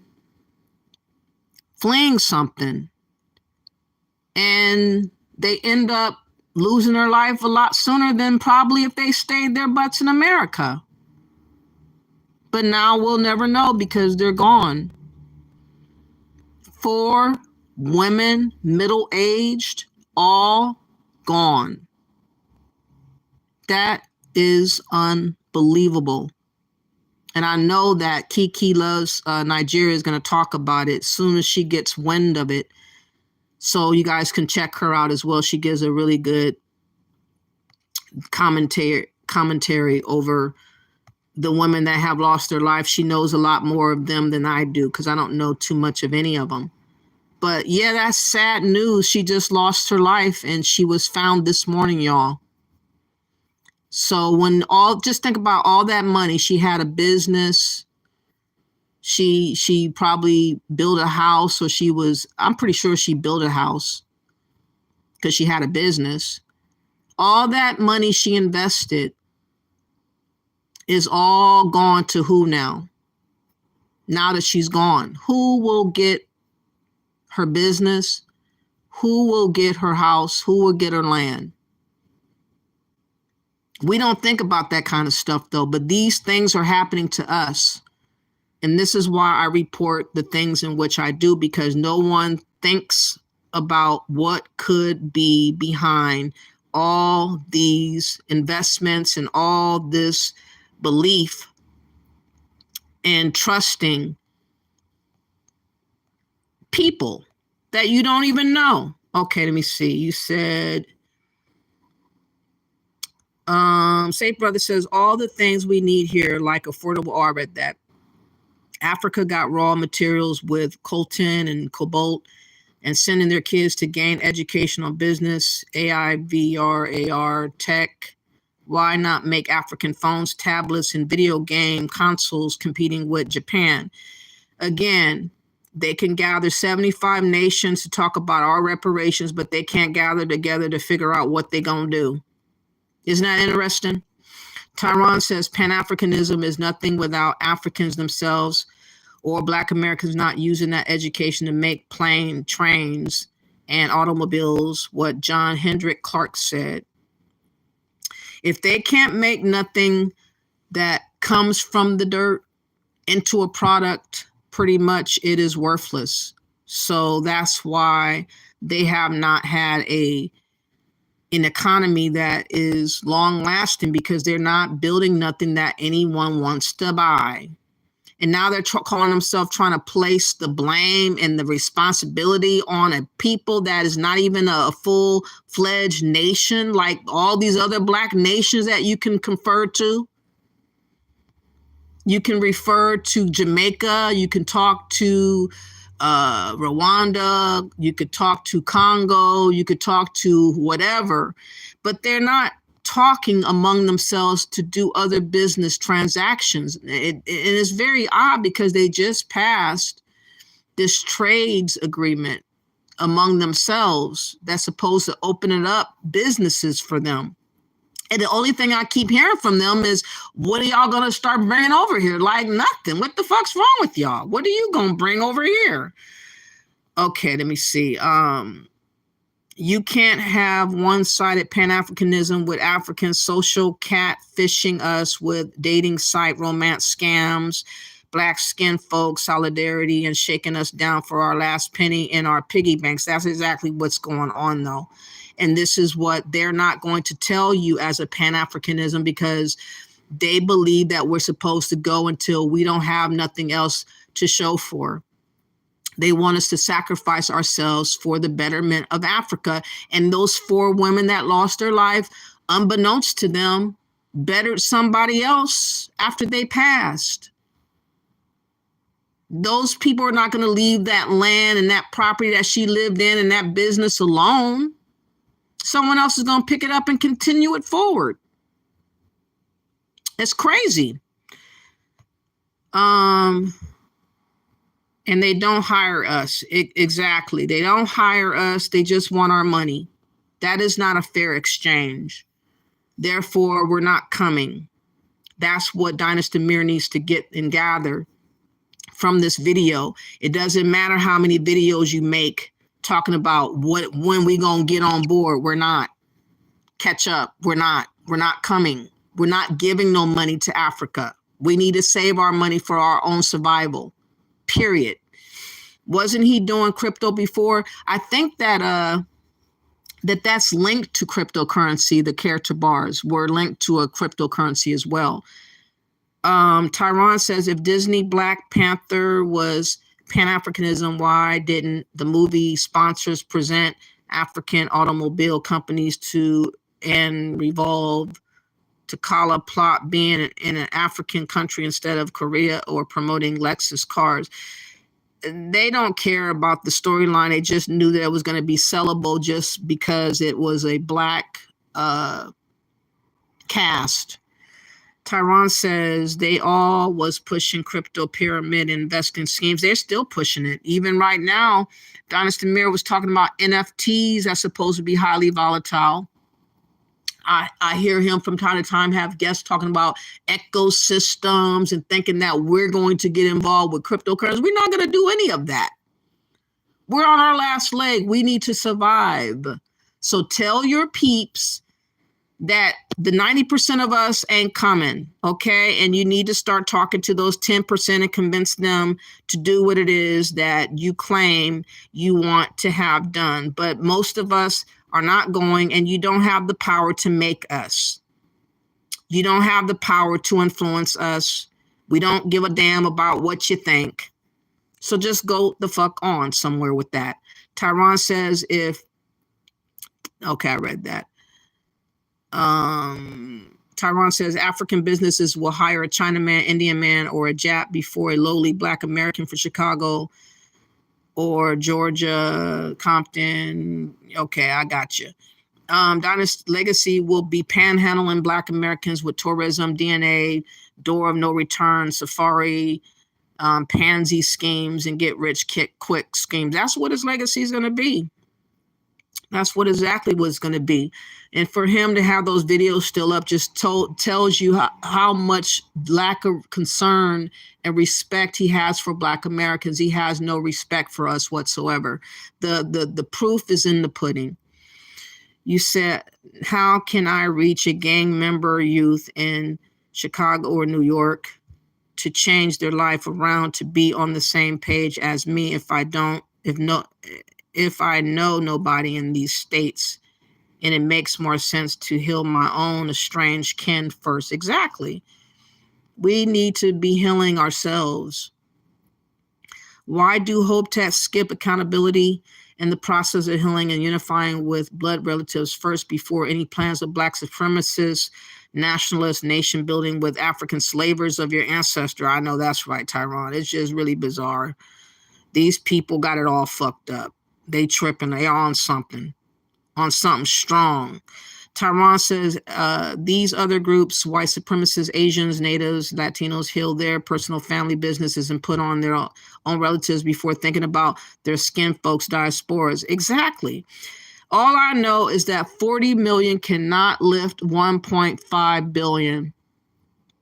We cannot carry 1.5 billion, and we should not even dare try, because again, we will one by one be picked off when we do. And it's just the reality of what I've been seeing. It's the reality of what Pan-African's been showing. It's the fact that they have not built one iota thing here in America to show us tangibly that they even know how to build something. They can't even start in America with one small measly project to even show that they have the ability to build. But they want our money, though. They just want us to just throw money at them. It's some crazy shit going on, y'all.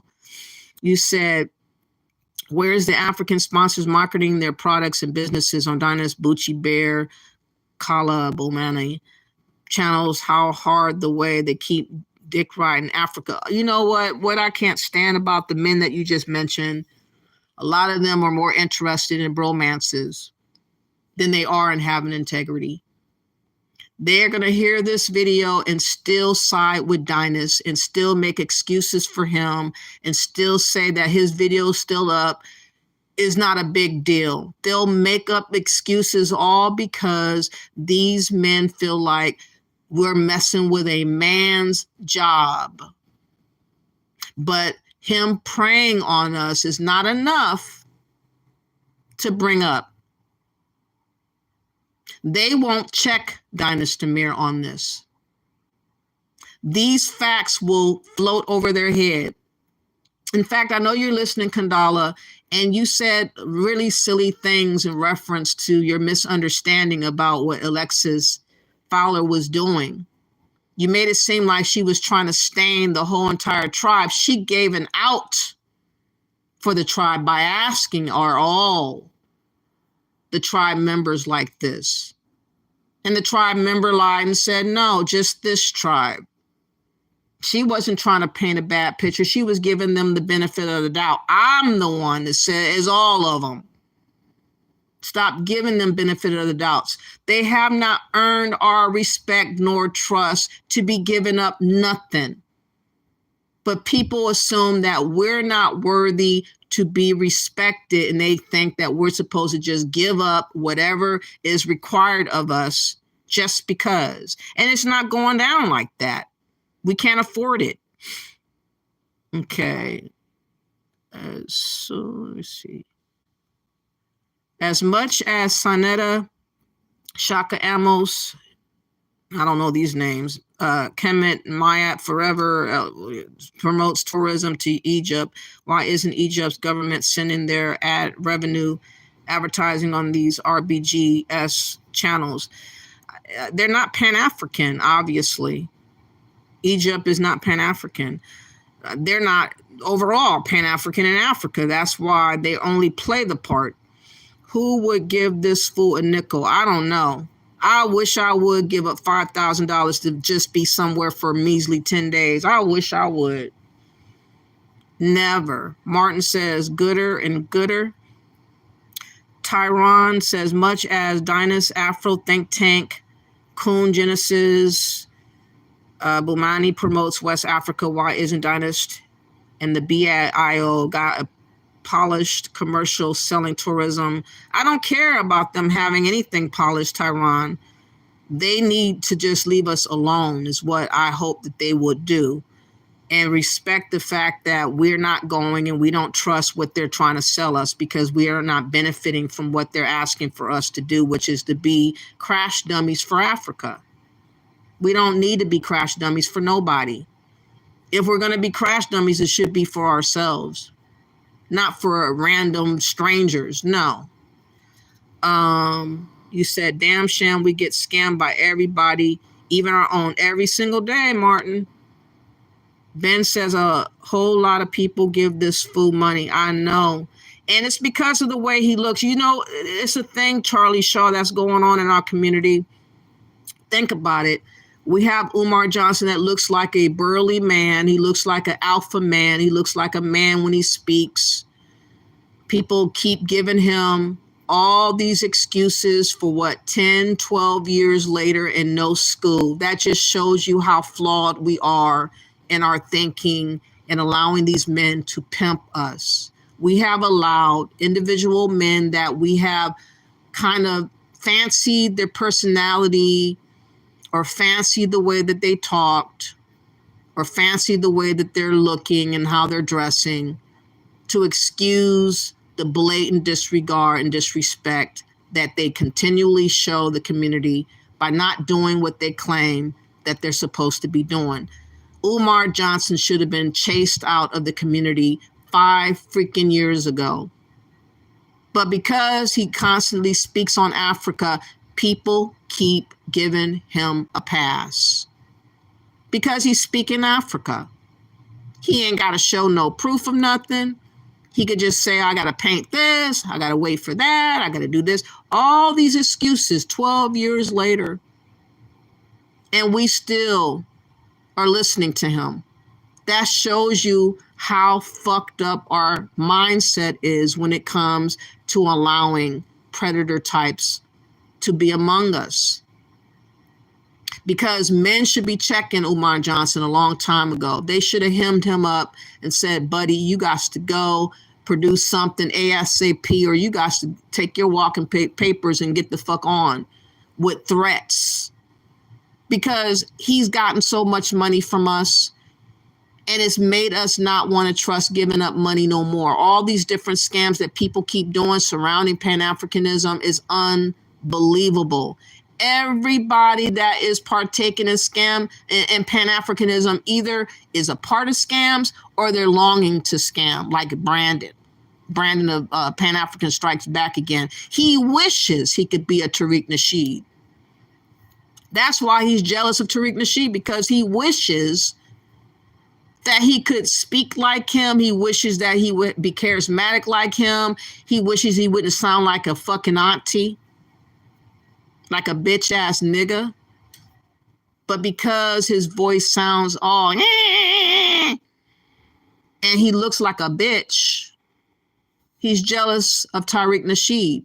Now, I don't like Tariq Nasheed but I'm not jealous of him. I just don't appreciate him manipulating us, and he's only benefiting off of us with the manipulation, and we're not benefiting at all. So I wish that more of us would just wise up and not claim FBA and just claim a Black American, just claim Indigenous Black American. But let me go back.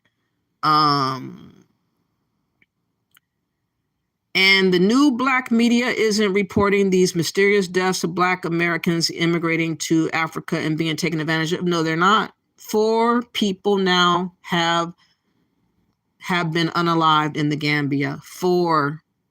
That's a lot. And I think it's only been in a matter of a year or 2. It's crazy. Safe Brother says that's because a lot of them are Pan-Africans as well, like Phil, and want to keep pushing the Wakanda Zemunde image of Africa. Again, they're the only ones benefiting. He has shirts. He probably has mugs. I don't know if he has a book or not, but I know he sells a number of things on his platform. He has over 1 million subscribers. He gets a lot of money every month. What has he done, Phil Scott, as a Pan-African, with all of his influence, with all of his subscribers? What has he done one time to bless anybody? Nowhere has he blessed anyone that I have seen. And yet we call him like a leader. We go and scramble to watch what he's talking about. They are all hoarding the money for themselves and making a killing off of our emotions, off of our lack of just claiming to be American. People are making out like bandits off of our own deficiencies that we have within us. And they're preying off of our emotions to uplift themselves. That's all these men collectively have all done. Dynast Amir does it. O'Shea Duke Jackson does it. Tariq Nasheed does it. Umar Johnson does it. Brandon, all of them. They will go to the depths of hell and protect Dynast Amir, even seeing the proof of what it is.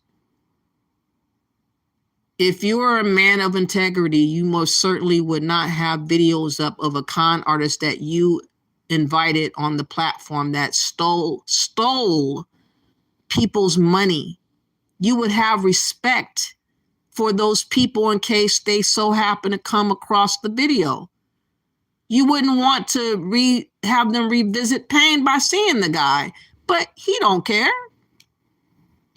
He don't care. So let me see. Let me go back to this video that he was talking on, because it gets better. I just wanted to showcase that this dude, Dynast Amir, has a lot of explaining to do. He is not being held accountable for any of his acts that he has done. He continues to allow and enable different predators on this platform. The character bar guy, Fitzgerald Stevens, he didn't even take that video down. I mean, how low can you go? Let me go back to this video. Again, Dynast, don't hold your breath, because investments are not coming. People are watching us and we don't care. People are looking for investments, but we're not going.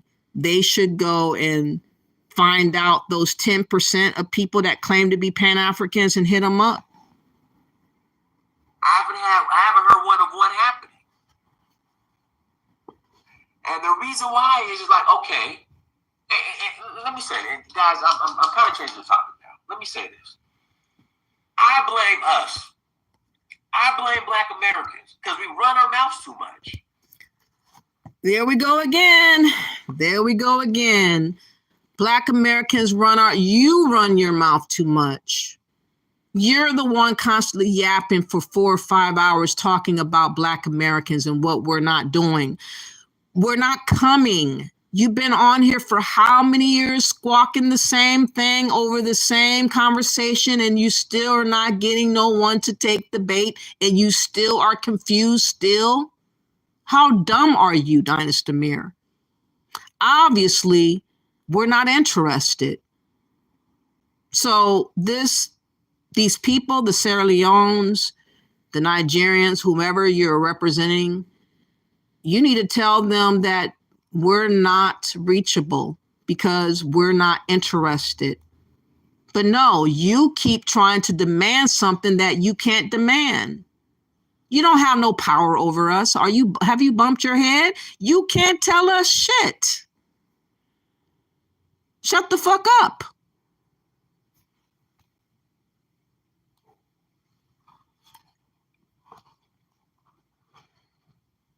We run our mouths too much.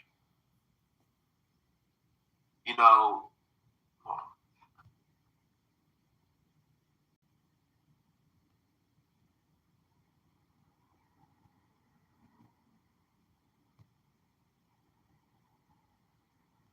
sorry about that.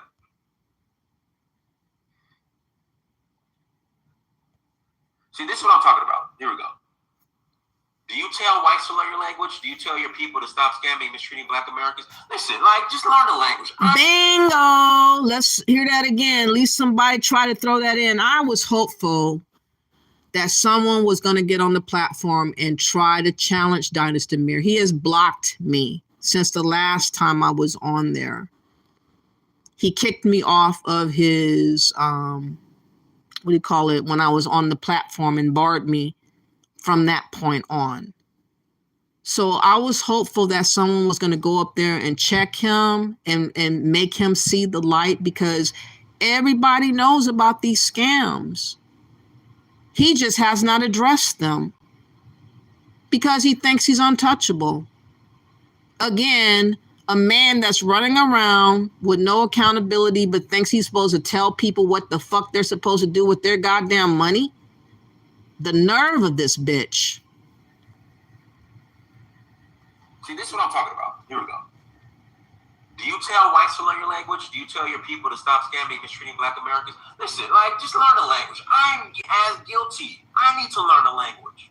I need to learn Creole. I need to learn Yoruba. Learn the language. We always got to be argumentative. We're not argumentative if you would just take no for an answer. If you ask people and they are not taking the bait, they're not giving you money, they're not lining up for investments, you got your answer. The answer is hell no. But the problem is, Dynast Amir, you won't accept no as the answer. You think somehow that you can flatter women. Some you may be able to, I guess. People with more of a brain know. And you're bromancing other dudes. But still, in all, for the most part, no one is going to give up investments. But you guys keep trying and won't accept no. And that's a word you need to start accepting, because that's the answer. Being so damn combative. Learn the language. Immigrate. I no longer agree with this idea that the diaspora, when we relocate to Africa, that we should segregate ourselves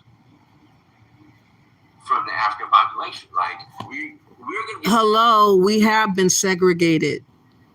Okay? This new concept of Pan-African strikes back again, I didn't even know about until 2018. And as soon as I heard it, I knew it was hogwash.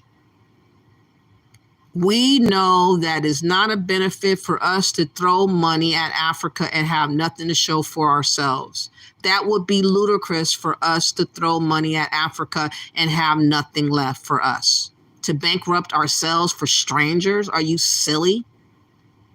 But this is the attitude that Pan-Africans seem to not want to wrap their mind around, the reality that it's not conducive. It doesn't make sense for us to want to do. It's just silly to throw money at strangers and see the result of a scam over and over and over and over again. How many ways can you figure out you're being scammed without finally saying enough is enough?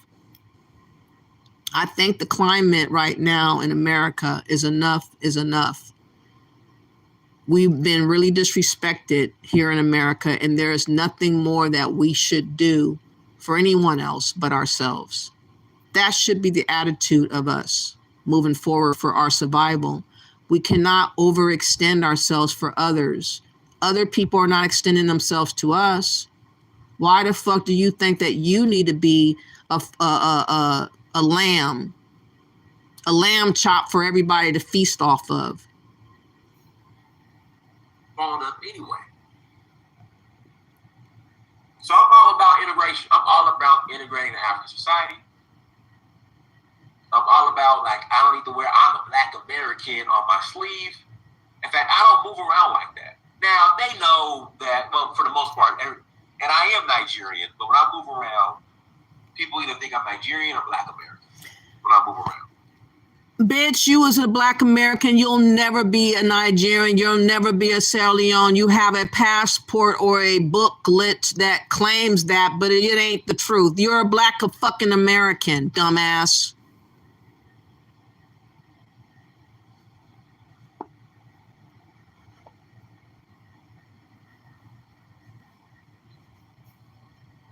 But I'm telling you, like, they want us to perform now. And like I said, I blame us.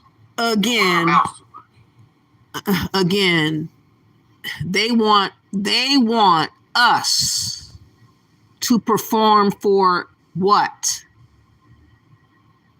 They want us to perform for. So Dynast Amir is basically showcasing that in Sierra Leone, Nigeria, all his connects, all his collabs are hemming him up about where is our investment. He thought that he was the part that looked good. Half the time he looks decent, but I don't like his mind, so he looks ugly to me when he speaks because his mind is not very bright. And I'm not into dudes that are not protective of women and their monies so that they don't be without. And men that's leaving women wide open for people like Lou Major or Character Bar or Character Fitzgerald to come along and seize unsuspecting single women that is barely making it day to day. And you have somebody like Dynast Amir that looks halfway decent that can just talk. And some of these women would just buy his bullshit because of how he looks. And it's disgusting to me. It's truly disgusting. And I said this, I did a video on this a couple weeks ago before I went to Zanzibar. You know, we brag about how the Black man built the pyramids. You know, we brag about how the Black man is the original Hebrew. We brag about how the Black man taught the white man how to take a shower during the bubonic plague, and the Black man went to Europe, the Moors, and civilized the white man and taught him how to bathe. You know, again, that doesn't make no never mind when it comes to what is happening to us today. We don't care about people bragging about what they used to do back when. That has nothing to do with what's going on right now. And what's going on right now is a purge is going on right now of Black Americans for this so-called sake of Pan-Africanism.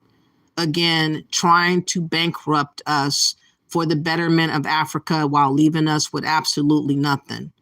That is not a fair exchange. That is not something that I will ever promote, and I will always be anti-Pan-Africanism because I see the evilness of what Pan-Africanism is against Black Americans. So this is what this live is about, and showcasing a scammer enabler. I will call Dynast Amir a scammer enabler. He enables predators to come to his platform. He leaves it open for anyone to talk about cryptocurrency, NFTs, character bars, land scams, fake banks, or any other thing that they come up with. He's down as long as he gets a cut. He doesn't have integrity. That's why he needed to be called out. You said Mary Natty Locks died in Gambia. Yep, this morning. You're back? Okay. They haven't reported it. Nope. You said, why do you think people are attacking me for showing Timney video? Why attack the messenger and not the offenders? Because if you would have did it right when it happened in April, I don't think that you would have had so much backlash. But I think because you waited a little while, it seems kind of off a little bit, because most people couldn't sit on that if they were really offended. But you might be built a little bit different from me, because someone like me, if that would have happened immediately that Monday morning, I would have been cranking up a live talking about it. I would have been showcasing the video. I would have had it on blast. I wouldn't have sat on it. And so people are thinking you have an ulterior motive to sit on it for as long as you have. And the fact that he has done a video against you and you're still taking your time addressing what he stated, you know, you need to have a little, in my opinion, I would have a little bit more righteous anger about the whole scenario. Because again, you could spare a lot of women, especially women, from being affected by Dynast Amir's charm, by just letting your story be told and showcasing the truth so that we know. And so women won't be impressed by him, because they need not be. He does not have our best interests at heart. But, you know, you move different, you know, you like to just take your time and all that, but that has consequences behind it, because people are not going to believe you as much. They're going to think that you are dragging it out, in other words. Where was I?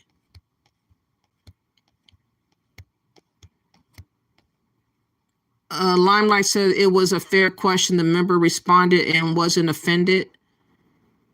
I guess I missed something. Limelight says they had those women wagging their parts around begging for tourist change as part of the tour. That is the more embarrassing thing here. Are they kidding me? Yeah. I just think it's an insult to pay $4,500 to go for 10 days to Africa. That's an insult to me. Never would I do something like that. Easy X, I wish your channel could accept guests. Would love to hear these panties call in and try to defend their scamming. Like I said, whenever Afro Goddess hopefully will do a live with me, I would really want to address some of this stuff on a bigger platform. It would be nice if you, Alexis Fowler, would have an open platform to talk about when you do give your live. But, you know, I think the getting is good now to do. I don't want to wait, because I feel like people should know this story. This story is kind of old, but it should have been told a long time ago. You said instead of selling slave castle and slave ship victimization, and Africans want us to move past racism, why don't they sell Disney or Universal Comcast land to build amusement parks? I don't care, Tyron. You be saying some of the quirkiest things sometimes. Let me go. Limelight. I like to see Dr. Umar's credentials. Yeah, I would like to see his credentials too. Leonard Honor checks him all the time. Yeah, I saw his video a little bit earlier yesterday. But how many excuses do you give Umar Johnson for how many years? Think about that. All this time, his man has not shown nothing but a building, but still connecting or collecting money, still traveling off of the fumes of the money because he's not working nowhere. He's using donations to travel here and there and everywhere, a hotel stay and there and this and that. So how long are we going to allow this man to get away with doing what he's doing, living off of the fumes of his lie? Let me see. Ladies in this chat, I beg of you, Easy Access, please don't follow or get hooked up with these panty men. They are false prophets. Yes, they are. Tyron says, why aren't wealthy African senators seed money, their millet money, their bush meat money to make sure Umar built? Because they don't give a damn about that. They don't want to do nothing to help us out. They only think that they're supposed to take from us. They act like we owe them something. We don't owe them anything. If you sold my relative into slavery, you severed ties. That relative could have died so many times before me being here. And I am the descendant of all my relatives. And I'm not impressed by Pan-Africanism. And I don't like the notion of people saying, give me and I get nothing. That doesn't make sense to do. When other places and other people demand to have something in exchange for what they're asked for, they just want us to break ourselves. So you already know what they're on. Bankrupting us. That's what they're on. You said all this shit talking I hear from Cape Soap Burn, the Cape, African Twitter, African YouTube, like Kanzarian letting RBG Pan Quacks run his channel. They should be making sure well, they don't care. Like I said, they're not going to care.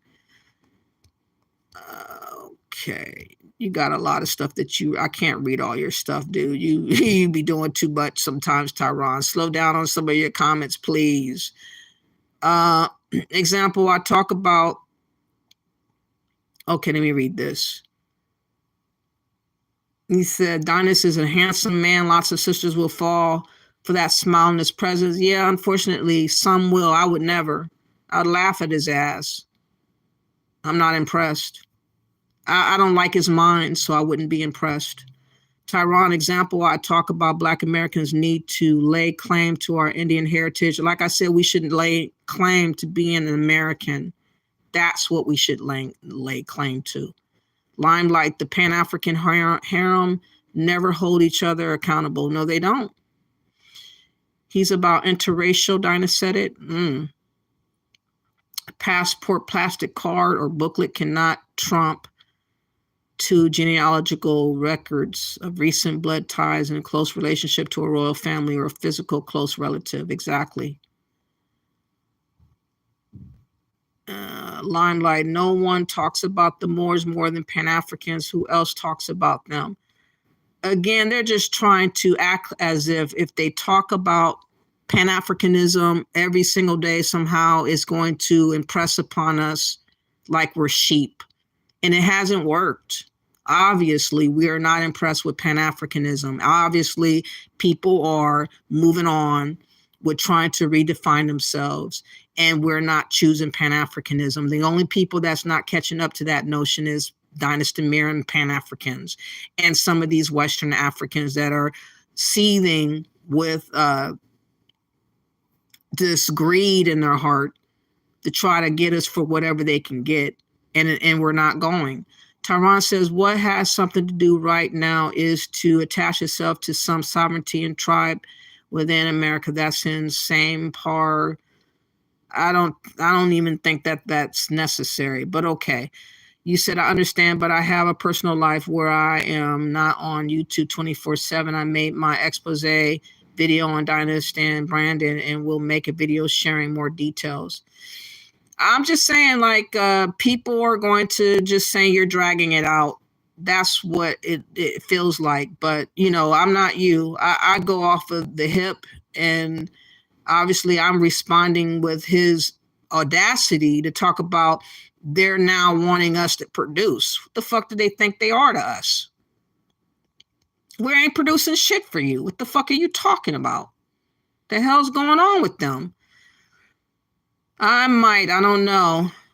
You said, I don't care about how people feel about me as long as I tell the truth. Plus, I have been sharing details in my community posts. Okay, I got you. I mean, you got still people listening, and I'm sure you garnered some respect from how you carried yourself, I gather. Even though I haven't been watching you that long, I gather from when I did see you that people had high esteem for you because you seemed like you authentically really wanted to try out Africa. And you had the right temperament and the right spirit, and you were real hopeful and gleeful that experience was going to just set it off for you. And I'm sure the first time that you had your experience, it just was very disappointing. But yeah, to spend that kind of money, it can't be. I don't know how people can spend that kind of money and not feel awful. You said, imagine falling for someone over a StreamYard, kiss the computer, don't give him your bag. I don't jump when people tell me to jump. Be thankful that I'm helping expose Dynast and Brandon. Everyone else's channel are hidden except mine.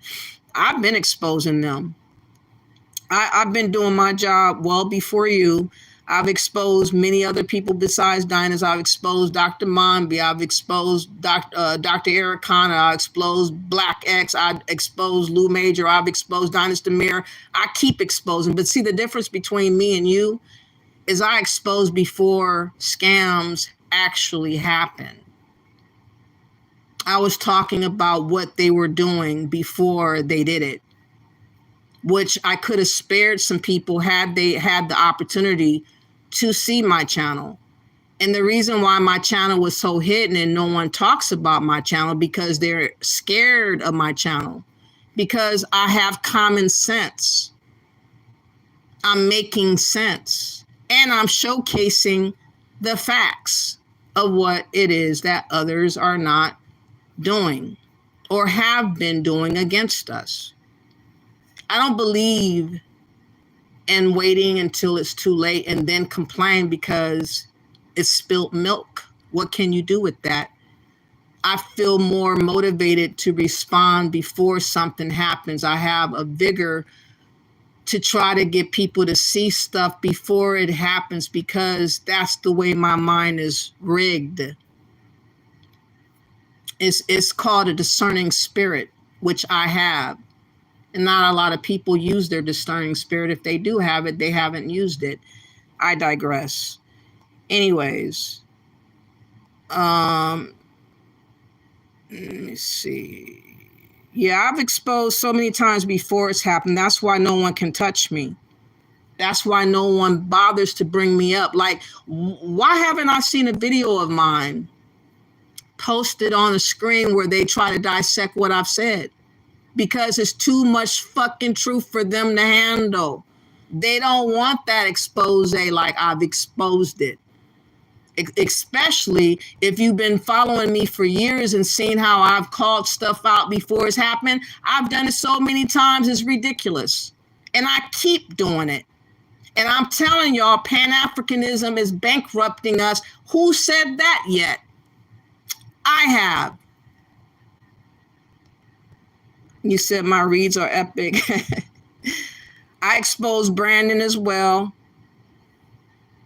I forgot. I exposed so many people. It's ridiculous. No, Alexis, it's on you. You asked the question. Don't ask a question if you don't want the answer, because I'll tell you. You know, if you want to go your route and you don't want to explain it, don't ask the question. And then I won't answer. But if you ask, then I'm not going to sit on my hands waiting for you, though, because when you get inspired, I probably won't even be inspired then. I probably would be sleepy. I don't know. Okay, so anyways, like I said, in closing, y'all, it's very obvious that there's a problem with Pan-Africanism. It is not a blessing for Black Americans any way you slice it. Either you're going to become bankrupt, or you're going to become scammed, or you're going to become unalived, or you're going to become mad. Those are 4 scenarios that I have discovered as of late. We have Angie, Africa, who's going mad in the Gambia. We have 4 people in the Gambia that have just lost their lives, and unalived women, Black American women. We have so many people that have lost their investments, their land, their life, over believing in this notion of Pan-Africanism. But it's all a gimmick, a game, a way to lure us in throwing money at Africa. While we enrich other people with this notion of Pan-Africanism, we don't see nothing in our return. And everybody that have lost their life, those properties and lands is going to be forwarded to an African. Their own family is not even going to enjoy what they build.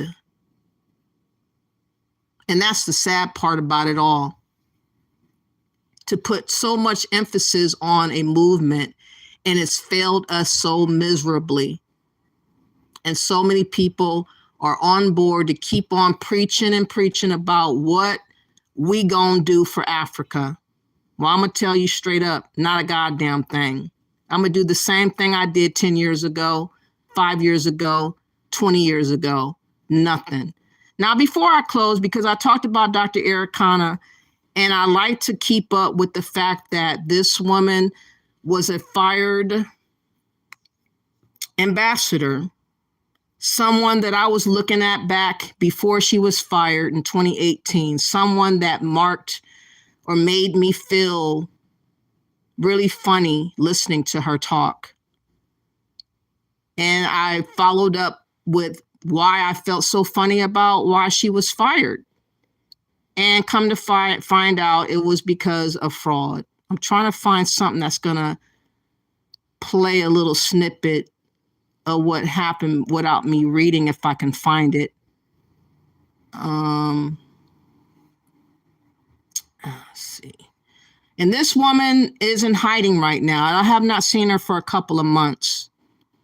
So I know she has a lot of houses all over the place. I know that she has a house in Tennessee, a old plantation that she literally bought. And people have put so much faith and trust in her. And it's unfortunate because she is not a worthy person to trust. And I keep telling y'all, whenever this woman comes about, please run. Let me see if I can find that. Wow, let me see. Oh, here it is. Here it is. Is this the right one? So I want y'all to listen to this. These are the types of people that are Pan-Africans. These are the types of people that we are constantly inundated with. And these are the type of people that I warn y'all against. Hold on. Come on. Come on. Where you go? Oh, come on. Oh, they took off the, they're going to make me read it. Okay, I have to read it. Okay. So this comes from NPR. African Union fires ambassador to U.S. They're supposed to play. The African Union has ended the term of its charismatic and outspoken ambassador to the United States. Tens of thousands have come to her defense, claiming she's been unfairly targeted for her anti-colonial speech. But an internal investigation report obtained by NPR paints a different picture of the ambassador, one of a rogue, corrupt, and self-dealing diplomat. Here's NPR's Ader Peralta.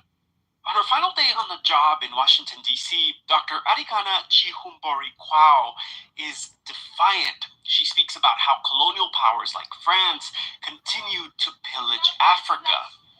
No more shall we continue to be exploited. That's right. France can no longer take 500 billion out of Africa.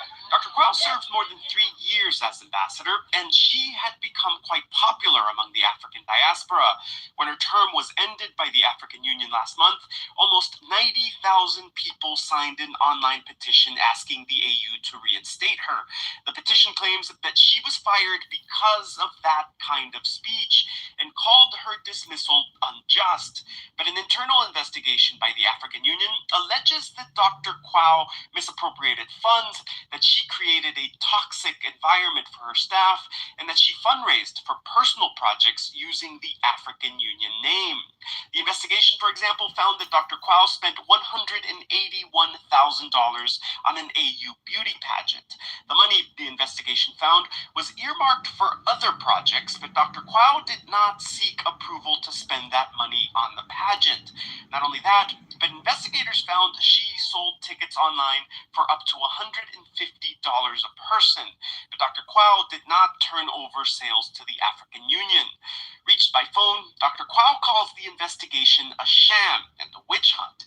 She says she used ticket proceeds to pay members of the diaspora who had experience putting together events like these. I don't think even one of them got $1,000 for 4 months of working. The investigation also found that a $10,000 grant from Chevron was never accounted for. Dr. Kwao says that money never came to the African Union.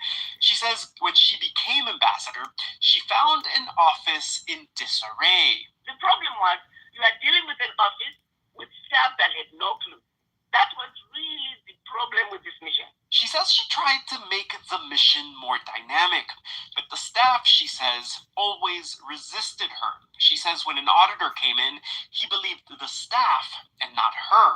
In her view, this investigation was the staff's attempt to railroad her. They don't come to work. When I am out of town, they don't show up at all. And they're stealing, by the way. Stealing frivolous claims for education, frivolous claims for healthcare. It is a horrible office. The staff is stealing money. No question about it. Eba Kalondo, a spokesperson for the chief of the African Union Commission, says she will not comment on an internal investigation, but she confirmed that the report obtained by NPR was authentic. Kalondo says Dr. Kwao is a political appointee serving at the pleasure of the AU chair, and he has simply decided her time was up. This is diplomatic practice around the world since diplomatic practice began. When confronted with Dr. Kwao's allegations about the AU mission in Washington, Kalondo says the AU is a diplomatic service, not, quote, group therapy. Ada Peralta, NPR News, Nairobi. Like I said before, nobody knew she was fired for fraud until I brought it. Why did I think she did it? Because I knew that her post was supposed to be permanent as the ambassador, supposed to be a lifelong position. So out the blue, you're let go, you're fired from a permanent posted position. Something had to go awry. That's when I investigated to try to see if I could find out information from the African Union, and lo and behold, was able to retrieve an official letter that the African Union had submitted to the Washington, D.C. State Department, and telling the reasons on which you just heard why she was really fired. But she tried to use the claim of her talking up against France and how they're doing 14 different countries foul, that is the reason why she was let go, but that was not the truth. Again, the truth does not reside in Pan-Africans. It just does not. Let me just show y'all who she is so you can see who this woman I have been talking about since 2018 is. She is someone that has a database called the ADDI database. She's been collecting money since 2019, I believe, for her scheme of building Wakanda, her scheme or so-called building the Africa that you want, the scheme of even talked about a Pan-African card right here. Couldn't believe it.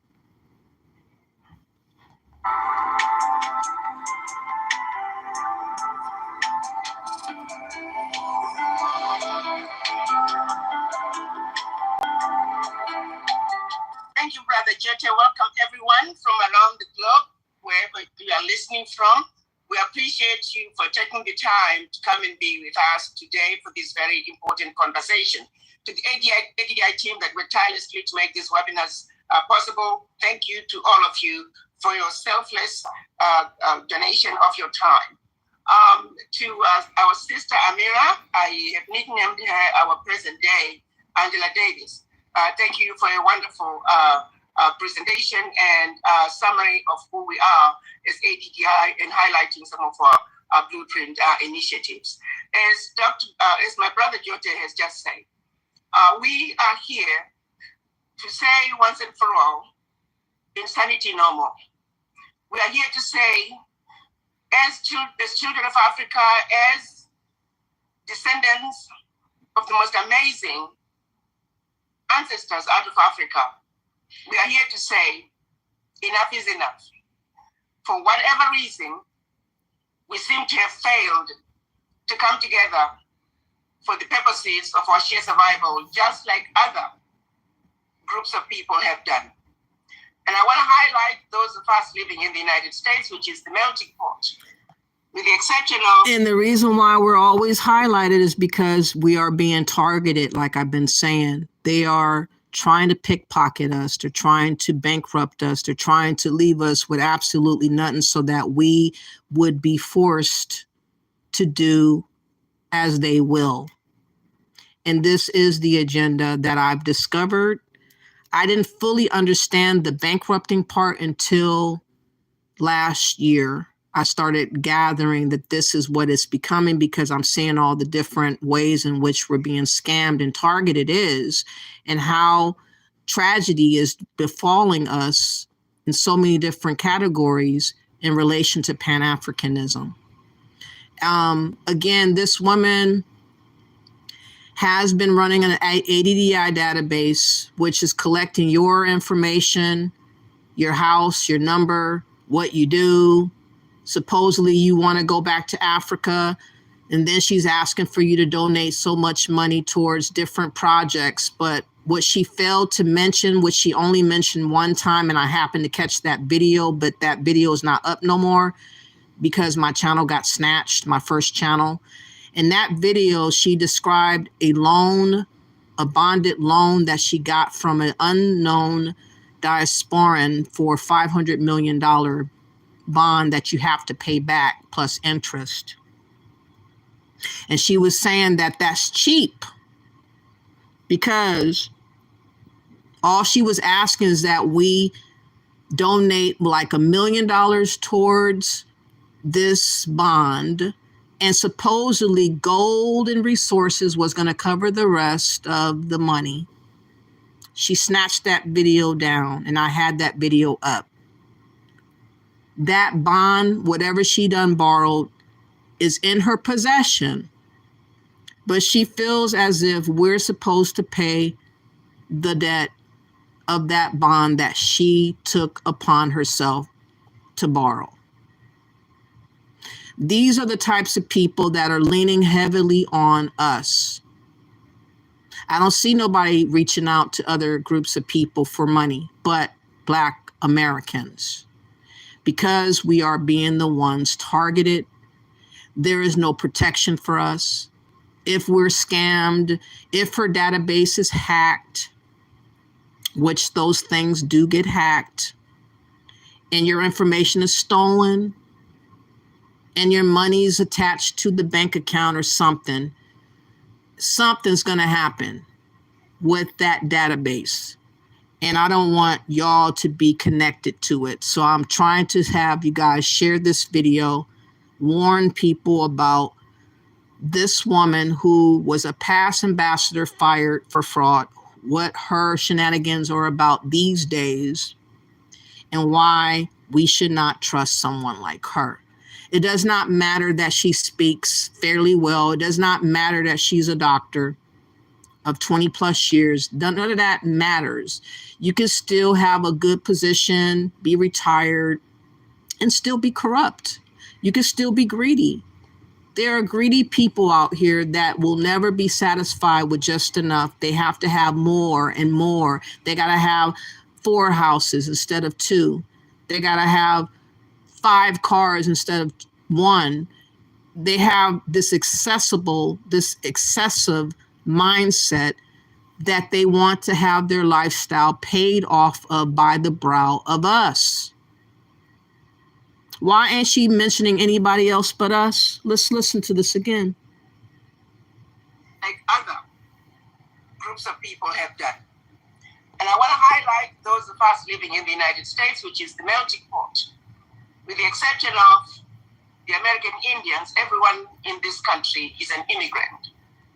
Again, this is the lie that they want us to believe, that she is the lead person that's been trying to spin this tale of us being immigrants, y'all. This woman has this belief that we belong in Africa. This woman is very dangerous, in my opinion. I don't want this type of person representing us talking about we're immigrants. We are not immigrants. If we've been here since the beginning of America, and we are the first Americans before other immigrants came, how the fuck are we immigrants? But this is what I've been showcasing, and I've been paying attention to what they say and how they move.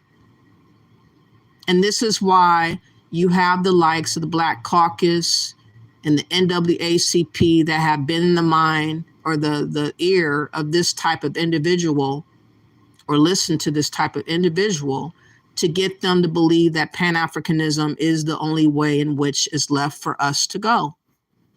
And this is why we have been abandoned by the likes of this type of person right here that's caused others to believe that she's the truth. In reference to our life, though, ain't nobody asked her to represent us. She just got up one day and said, I'm representing you guys, all y'all. And I don't like it. As such, using the US as an example, ask for the voices of the Chinese diaspora loud and clear. Ask for the voices of the Mexican American diaspora, the Indian Americans, the Irish Americans, the German Americans, Italian Americans. Their voices in this wonderful country of the United States are very loud and clear. The voices which are missing, however, are the voices of us Black people. When you ask for the voices of Black people, you might as well go to the graveyard because we are missing it. And who's she talking to? She's saying Black people because she's referencing us, Black Americans. Okay, she's not talking about herself, an African. She's not talking about other Africans to go get up and do something for Africa. She's only talking to us. We are the agenda. They really want our money bad. They really want to hurt us in the worst kind of way. No guarantees of nothing, but they receive everything from us. And we risk it all for what? We risk it all for the likes of a Dynast Amir, or Lou Major, or Dr. Ericana, or Akon. Are y'all kidding me? Let me see what you guys are saying. So I wanted to let you know who this person is, listen to her a little bit more, and I'm concluding my video. Why? We were intentionally put to sleep. We were intentionally made to believe that which we represent as Black people, that which we represent as Africans is not good, is unacceptable, is not desirable, and should be shunned away from. This process of brainwashing us started long before the children of Africa were taken out of Africa as slaves. The settlers. Again, excuse me, she doesn't like to bring up the fact that Ghana, who she's married to a Ghanaian, was a part of the slave trade. She wants to rewrite history and say we were stolen, that the white people are the cause of what's wrong with the world today. Like Africans didn't share in the festivities of what happened to slaves. They all were involved. So to try to make it seem like just the white people we should be hating and we should unify because this is the time. Listen. Out to make us believe that which is African was not good and that which was European was better. For how long, my brothers and sisters, are we going to continue to believe in this lie? For how long? What is it going to take for us Black people to wake up? Look around us. You see what others are doing. Are you comfortable continuing to be the most disrespected race on earth simply because of your skin? Last time I checked, the ability to produce melanin was not a crime. The ability to produce melanin is not a crime. Why then are we Black people the most disrespected race? The real bigger question is, why haven't we done something about it? Why have we normalized the abnormal? And see, some people would really listen to her and think that she is really for the people. She's really for her people. She's really for the rich people that she's been made rich off of, her fellow corrupt African, whatever, the ones that are behind the scenes, rubbing elbows with other colonizers. She's one of those ones that's in the know of most of these state heads, presidents and all that, because she was the ambassador for 3 years. So to me, she is someone that we need to really keep an eye out for. And we should really share my videos and information because she's been around with this ADDI database squawking about that we're going to be footing the bill. And I have a problem with that. Ain't nobody told her to do no damn Wakanda. Ain't nobody told her to build nothing in Africa and say that we're footing the bill. Come on, y'all. Come on. But this is all we're going to keep getting from Pan-Africans. What can we do to become indebted to Africa? What can we do to become debt slaves for Africa?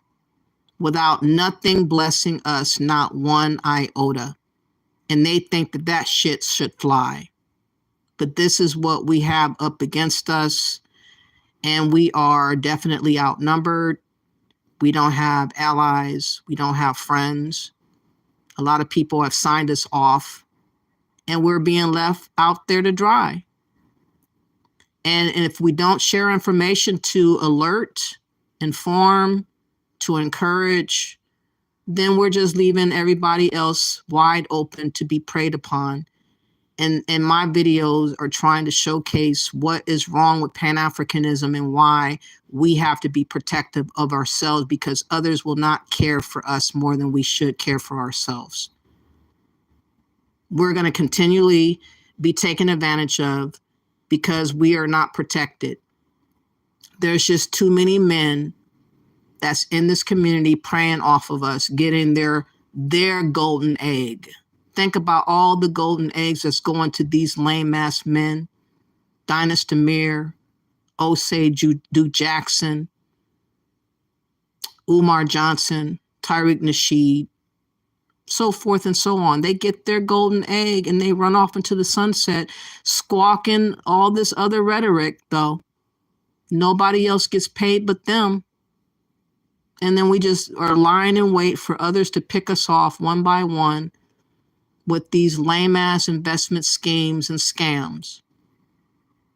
And I hope that we would just start caring for ourselves, because really, we ain't got nobody really caring for us like that. And the only reason why I care is because I can see stuff before it happened, and I would feel bad if I didn't say something when I kind of can figure out stuff. So I felt like I needed to showcase what I knew. Let me see. I'm going to find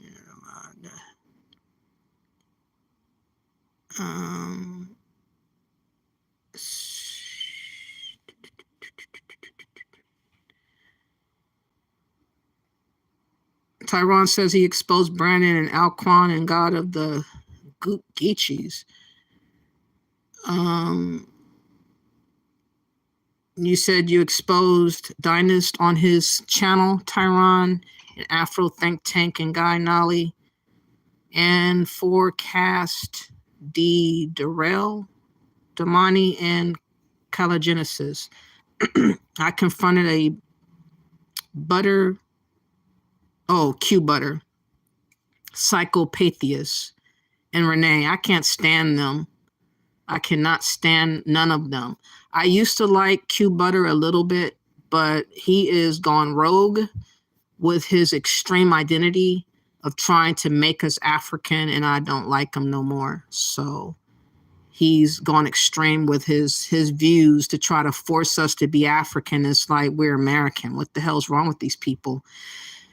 Alexis says, so it seems like I am damned if I don't, damned if I do. You asked the question. If you wouldn't have asked the question, I wouldn't have answered. So it's not important for me, for you to do whatever you're doing, because I'm still going to do what I was going to do regardless. I've been doing this type of thing. So it's not in the way of me. You just asked, people were upset, and I was trying to give you insight on why that would be. So I wasn't taking a slight at you. If you took it that way, I'm sorry that you did, but you asked the question and I just answered from the standpoint of how other people, what I read and what people were saying in the chat room and what people were trying to say after the live was over with. Someone insinuated that you had a crush on Dynast Amir, this mama something. So a lot of people are going to speculate and say whatever. I mean, you just have to be strong enough to know what you're doing.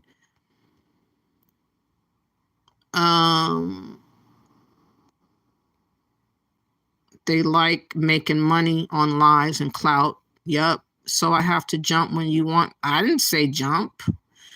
You asked the question. I said for me, I can't hold onto something that it deserves righteous anger for me, because that's how I move. Easy Axe, most of you in the chat were not around for Black channel before. This woman was on fire exposing these panties. I was exposed. I had over 500 videos, y'all. I have 500 videos. I learned what Pan-African was. I started researching. I started doing the groundwork and trying to figure out where it came from. All my videos, you can see my walk, and that channel was no more. But that channel was fire. I lit everybody up. That's why nobody's saying too much about this channel, because they don't want me to ever rise. They don't want someone like me that makes halfway sense if I want to. People have caught me triggered because I have felt like Black Americans continually get disrespected without any breaks. And I felt like I needed to defend us. I really would rather for men to defend our ethnicity, but they're not speaking in the right manner. And most people are trying to be bosom buddies. I don't care if I sever ties, because I'm about truth.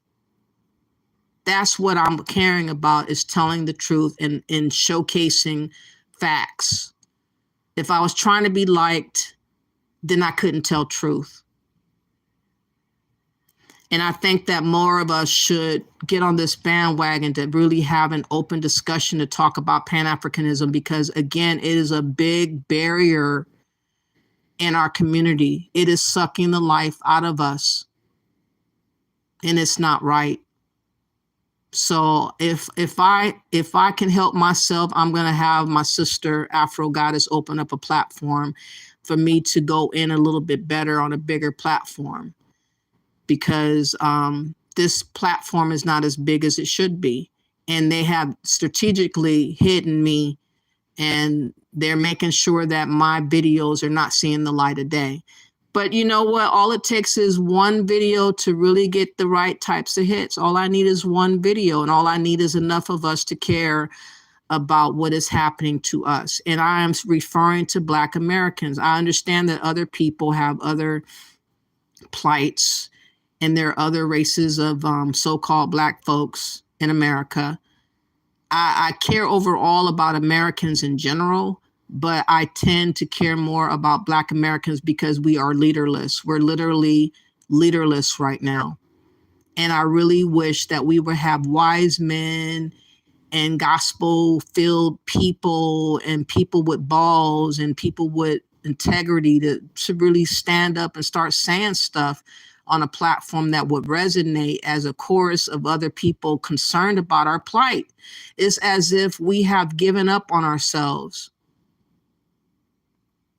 And I'm trying so hard to like resonate with y'all to showcase why that is.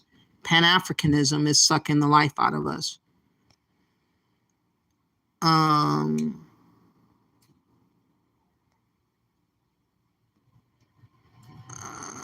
Real life for real.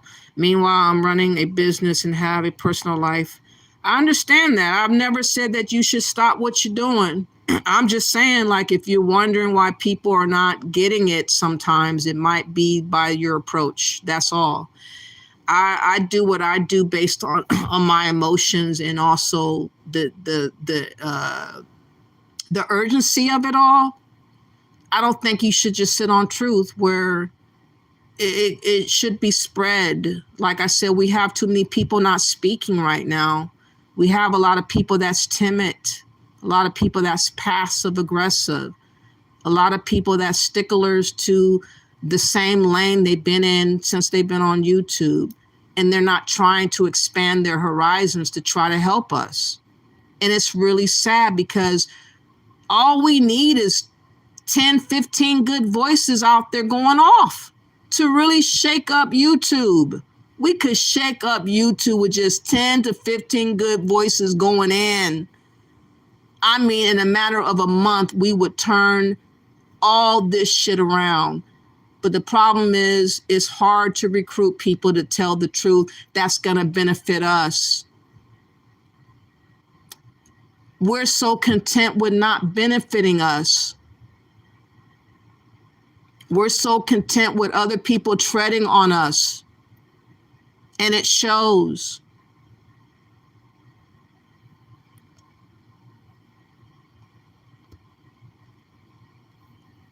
Yes, we're grateful for your truth. Like I said, when I saw your video, I didn't expect or knew that you even went live. I didn't know you had videos. I know that I've seen you before. It just so happened I happened to see you live, or see the video, rather, not live, but the video when you uploaded it. And I was like, wow, the title really grabbed my attention because I thought at first you were capping. I thought it was a clickbait. I thought you were going to showcase a wonderful time, but you try to make it seem like it was a bad time. That's what I initially thought behind how you seem to be so happy about Africa and stuff. So I was startled to find out that that's not what it was. So Charlie Shaw says, thanks for having the courage to say something against these aggressive men. Alexis, speak your truth. Thank you, someone showing gratefulness. I showed you gratefulness. I gave you props on my video, and I've commented on your wall and your comment sections. I don't get it. Anyways, Easy Acts, don't know how I found 4Black's channel, but so happy I did. She helped me as an ex-panty to confirm many doubts I had about the cult of Pan-Africanism. Yep. Limelight says, we appreciate you, Alex Fowler. I used to see you in Brandon's chats and thought you were a gentle spirit. That's what I thought too. And so we're different. You know, I don't have a gentle spirit, as you can tell. Tyron says, I found your channel through Hard Cold Alquan because we said something she didn't like. And we had a conversation, agreed to an understanding. Oh, you talking about me when I came on the platform that one time I rolled up on y'all one day? Charlie Shaw says, I'm not a Pan-African, but I have seen what Brandon and Dynast are like secondhand. And once their minions get involved, they can be intimidating to someone who's not blunt. You have to learn to be, well, I had to learn to be blunt. And I feel like we have a sense of we're playing behind the ball. There's so many people that have joined ranks together against us. We're the topic of conversation in every conference call, every meeting. All this emphasis on us, all this obsession on us, it is detrimental to our psyche. And I had to make sense on why so much emphasis and obsession was placed onto us. And now I know. Because again, they intend to try to bankrupt us towards the betterment of Africa, leaving us with absolutely nothing. And once we get to a place where we're essentially evicted on our ear and we're looking like the zombies of old, then they can swoop in and say, y'all gonna do this. And I don't want us to get to that. I really want y'all to wise up and not allow that to be. So if you have not yet, please like the video, share the video, subscribe to my channel. This is not hate speech, by the way, YouTube. This is about me showcasing other people having various suspects, suspicious people that ended up being involved in some type of scam that have visited a YouTuber's platform, and those videos are still up.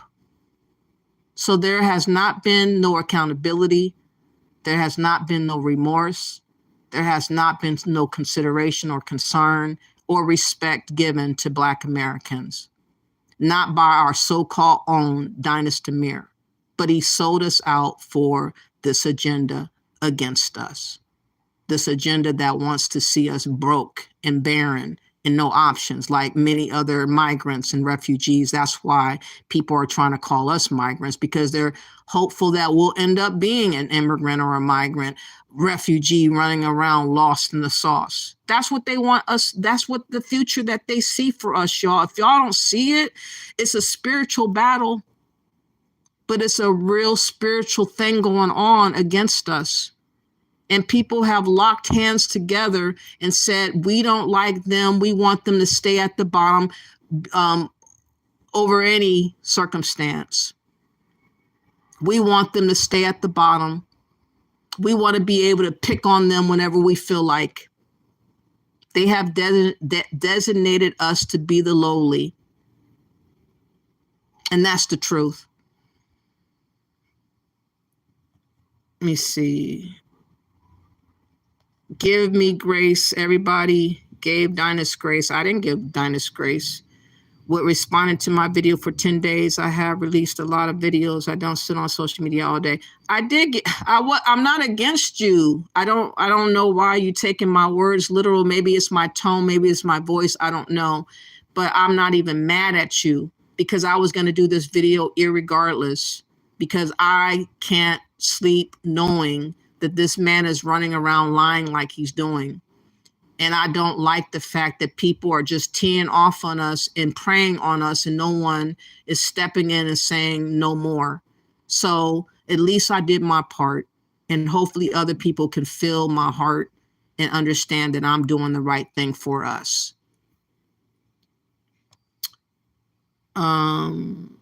Alexis Flower, we will give you your flowers. Leonard says, damn. Charlie Shaw says, Tyron, yes, they are terrible, but I guess people look past it if they are Pan-African. That's what I'm saying. If you claim Africa, you get all this get out of jail card bullshit.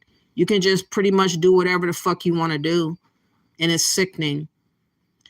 The damn scam Africa strikes again. Yup. Alexis says, Tyron, I'm just abrogated after going out of my way to expose these guys and told I'm not going fast enough. I didn't. You said it. I didn't. Okay. Tyron, I feel the same way helping the Abo niggas, God of the Geechees, Abo TV and Abo Power bring in traitor turtle gang to them and exposing Brandon and helping them out debating these Pan-Africans. Yeah, I'll be seeing you more and more. You be getting on platforms. I'll be seeing you. I did hear your snippet on Lucas Amazing Lucas yesterday. It was interesting how that one lady was, I don't know if I heard her before on another platform or not, but the lady that was speaking for the most part, she was really giving Lucas a hard time. And you did too, but your phone, the phone dropped when you were on. I think he purposely hung up on you and tried to play it off like he didn't. But yeah, I saw your you on the platform recently. Okay. Alexis is bam, for real.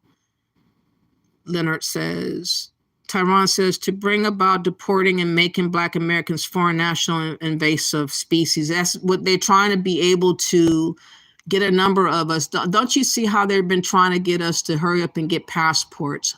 Y'all don't have your passports. Where are your passports? Get your passports. Get your passports. I ain't getting nothing. I'm not listening to nothing they got to say. Like I said, it's an orchestration of, they have this mindset that we're supposed to be trying to run around like we're African, trying to act like our head is cut off. They want us to do what they're doing. They want us to spend up money that we ain't got to spend and get ourselves indebted somehow and mess up monies that we can't get back. Enriching other people that's scamming us behind the scenes. You know what I mean? There's nothing you can do to satisfy people. Better late than never when speaking up. Tyron says, how are we and immigrant whites and Pan-Africans keep pushing this foreign national invasive species talk? Yeah, she looks like an elderly scammer like Scam Natter in them. Oh, you're talking about Dr. Ericana? And we build the United States corporation on American soil for anyone to come to. And now they're trying to replace us. That's the reality that we're in. Leonard, matter of fact, I think I've seen her with 50 Frank before. Not Dr. Ericana. I don't think she's ever will go on that platform. No, she goes on Pan-African platforms. She typically stands and stays just on the platforms that she can control, the narrative and what happens and all that. She's a stickler for that. So she's never been on Sonetta's TV or Sonetta TV if you're talking about Dr. Ericana. Tyron says, niggas was here in America before the European squatters set up shop. We were here translating Indian languages and being scouts.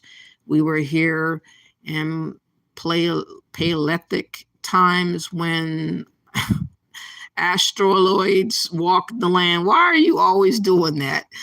Tyron says, United States government and it reached to the rest of the country wouldn't exist if it wasn't for the Negro helping manifest destiny in Spanish American War, Gala, Stuno, Negros, Seminole Wars, etc. They don't care. Everyone thinks we should be their slave. That's exactly what it is. They are forever envisioning us as being everyone's slave. And until we get what it really is, we're going to be treated as such. We have got to buck back. We have to collectively speak up more and let it be known that we're not going. And all this notion about what we're going to do for Africa, we're going to say we ain't going to do a goddamn thing. Worry about Africa, your own goddamn self. Tyrone says there wouldn't 39 countries to add on to the 13 colonies if it wasn't for Black Americans who shed blood, sweat, and tears. Everybody wants to act like that was so long ago. It doesn't matter no more. Q Butter's teeth look like he's smoking that. Yeah, he looked like something. He gets a little bit too hyphy sometimes. And I mean, I respect that he has a school and that he's trying to do something for kids, but I don't know. It's something about Jamaicans and Pan-Africanism. They're just off, man. There's a marble missing or two. There's something off. Limelight, you are a lot braver than we appreciate. A true gem. Yeah, I have righteous anger. I get righteous anger. I really feel bad for people that don't know how to speak up and who are easily gullible for the things that look the part. There are so many of us that's so gun-ho over the look, the feel, the touch, the smell of something. But we don't investigate anything. We don't vet anything. We don't verify anything. We just go off of face value, and that's how a lot of us get got. And we just have to start questioning and demanding of respect, because they're not going to just willfully give it to us. You said Afro Elite kind of does this, but because he is connected to Tariq Nasheed, I suspect he has an ulterior motive. Yeah, I've seen him a few times. I don't know really what he's on. I really haven't listened to him that much to really know. You said, I understand your viewpoint and I just asked for support. I know what I'm doing. I am supporting you. I will continue to support your videos. I will continue to support your comments. What's right is right and what's wrong is wrong. Dynast is wrong. You are right. Even if you are a little late, you're still right. And what happened to you was wrong. And what he allowed to happen with you, even if he wasn't there, him hearing it or him not taking it. Well, he obviously was inside when they were dancing and they had y'all hemmed up when y'all was standing up. He's seen it. He had his little camera. He was acting like he didn't want to pay it no mind, though. I saw he was ignoring it, but he saw it. And he didn't care because, again, he got his cut. He has his connect. All he knows is the money he wants to get and what monies he's given to whatever Sierra Leone and Nigerians. But he does not care about how we're done. That's just the truth. And Dynast Amir can showcase my video and challenge me, but he won't, because how do you justify having those videos still up and those scammers that you showcase and you still have those videos? How? Sway? You said, I understand. Okay, let me see. Girl, when I release these last two vlogs, I will make Brandon and Dynast more nervous messing with me. Hey, Dynast is nervous already because Dynast didn't do this much with the Lou Major scenario. You rocked him a lot more than Lou Major scenario, and that should have been the end of him. Lou Major should have been the end of Dynast Amir. He was not concerned about what Lou Major did. He walked off into the sunset like nothing ever bothered him whatsoever in that regard. That's why he could still keep videos up, because he really does not give a flying fuck about us. So when you did the video, I think that, like I said, you have probably had a lot of connections with a whole lot of other people in the spaces, and people thought of you as being a sweet, natural-hearted sweetheart type of individual. And they never imagined you being vindictive or what's the word? Crazy. So they can't play the card that they try to play on me with you, because you come a little bit too softly. Someone like me that speak a little bit louder and longer is going to be depicted in a light that's crazy. But again, if you listen to what I'm saying and showing, then you can't say I'm crazy. You have to say I'm on top of everything. But again, people want to discredit Black American women with either you're crazy or you're bitter or you hate men. I hate dumb men. Yes, I do. But overall, if you're not a dumb man, I don't hate you. Let me see. I have more fire in my veins, Lexus said, just multitasking, literally designing and editing a video at the same time. Wow. They say the truth sets us free. Do you agree with the idea? Yes, I do. Like I said, I would be sick if I knew what I knew and I never said nothing. I would be sick to my stomach. Easy Access, has anyone noticed that spiritual warfare is being waged against Blacks as it relates to Pan-Africanism? Yes. Please be careful and don't fall under the spell of this cult. They're not going to stop, and it's going to get a lot worse right after New Year's. It's going to get a lot worse. This is the season where they expect people to go, for the holidays to Ghana. And so right after the holiday, they're not going to have as many people to travel as they would around Christmas. So they're going to be lacking. And so there's going to be an influx of them on social media trying to demand of us to travel or trying to browbeat us into believing that we have to go to Africa. Again, we ain't got to do nothing. And we shouldn't, for our survival and our peace of mind. We got to understand that we're by ourselves and we can't afford to lose what we got. Let's see. Is she talking about Mary? Kiki on live? She's on? Oh, I got to go check her out. You need to do a 2-hour live with me and 4 Black, please. Kiki on live. Oh, I thought she was going to come on I thought she was going to wait 2 more days. Let me see what she's talking about. Let me just peek real quick. Oh, she might be talking about the lady that just lost her life. Let me see. Yup. She's talking about the other lady that lost her life. So this is big news, y'all. 4 deaths in the Gambia, 4 Black American women. That's kind of serious, y'all. That's really serious. And so I'm looking forward to her commentary because she might have known this woman. I'm not sure. But that's who she's talking about, Mary.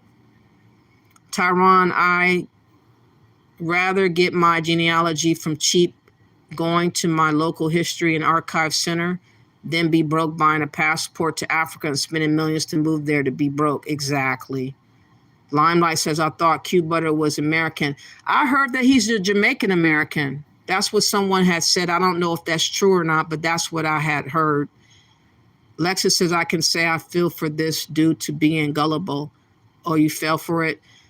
You just were really you were feeling Africa. I think that when I was younger, I used to love so much that I would create in my mind the fantasy a lot better than the reality of the relationship. And once I got into the relationship, it would not measure up to my fantasy. And so therefore the relationship didn't last long because what I invoked in me was not the reality when I finally got what it was I thought I wanted.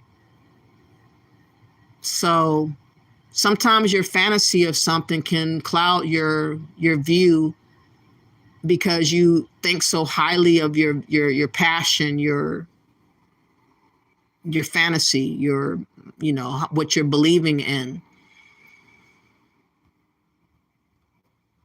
But it's more or less, I would say, Dynast's problem for doing what he did or allowed to have happen in his presence. That should never have happened in his presence. He should have stepped in and said, hey, come on now, knock that off. Tyron says, why niggas afraid of studying a family tree at Registry of Vital Statistics, Mormon Genealogy Library records for cheap, and says you're natural America, then paying for African misappropriation.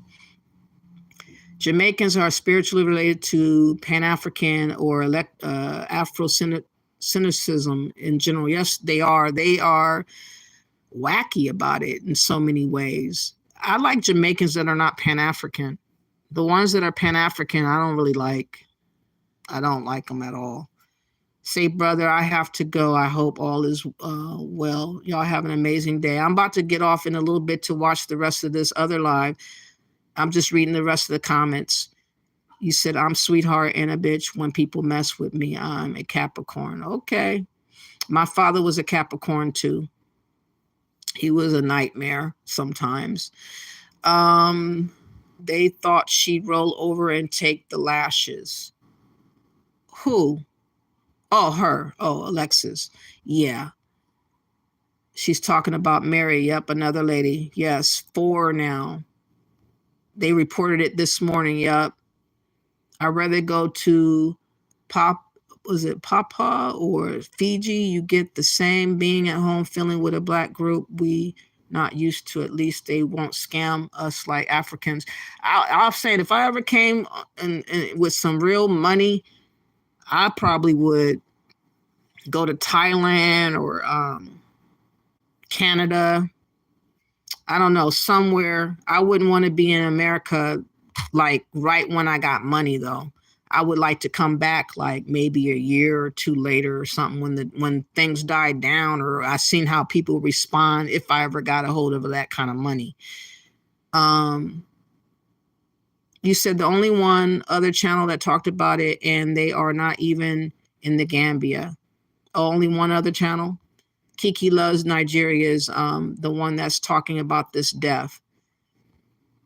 What Damian Marley says, some of the smartest dummies can read the language of Egyptian mummies. Okay. Pansies are so pro-Africa, and Africans never go fight in Africa against anything that's detrimental to Africa and Africans because they're liars. They're just yappers. Oh, you think it's... No, I think that... I hope it's not 5. Man, I hope it's not 5. Wow. That would be horrible. Easy Acts. Pan-Africans are hypocritical cowards. They are fleers to Africa, but eventually come back to the United States. Their goal is to convince us to go. We are the pool of people that they're looking to convince to go. The number is probably underreported. There's a lot more deaths that are not being reported. That's not in the know of these other channels and stuff. But man, I really feel for Black American women going to the Gambia. It's becoming very, very scary. So anyways, I really appreciate everybody for coming and listening. I hope that you guys would like the video. I think that it was very informative. I think that I made my case, and I think that Dynast Amir should be held accountable, just like all the other Pan-Africans should be as well. And my last note to Dynast, if you're listening, again, you have called and rung the bell. You have screeched and hollered and ranted and argued and bashed, complained and bitched and moaned about what we're not doing for Africa. And the thing is that we're just not interested. This is not the right thing for us to do, to self-sacrifice ourselves for Africa. It is not to our benefit. There is no blessing coming behind Pan-Africanism, as this video showcased and other videos that I have showcased, and it's getting a lot worse. So with that being said, I hope that you will respectfully, which I know you won't, because you have a quota that you will not get and meet, but you're going to keep on badgering us, and the same answer is going to apply. We're not going. We don't care. We're not giving investments. We're not flying. We're not getting passports. We don't give a flying fuck about what you're going through and what you're saying. You're the one that signed up for Pan-Africanism. You're the one that answers to them. We don't. Okay? So with that being said, thank you all for appearing.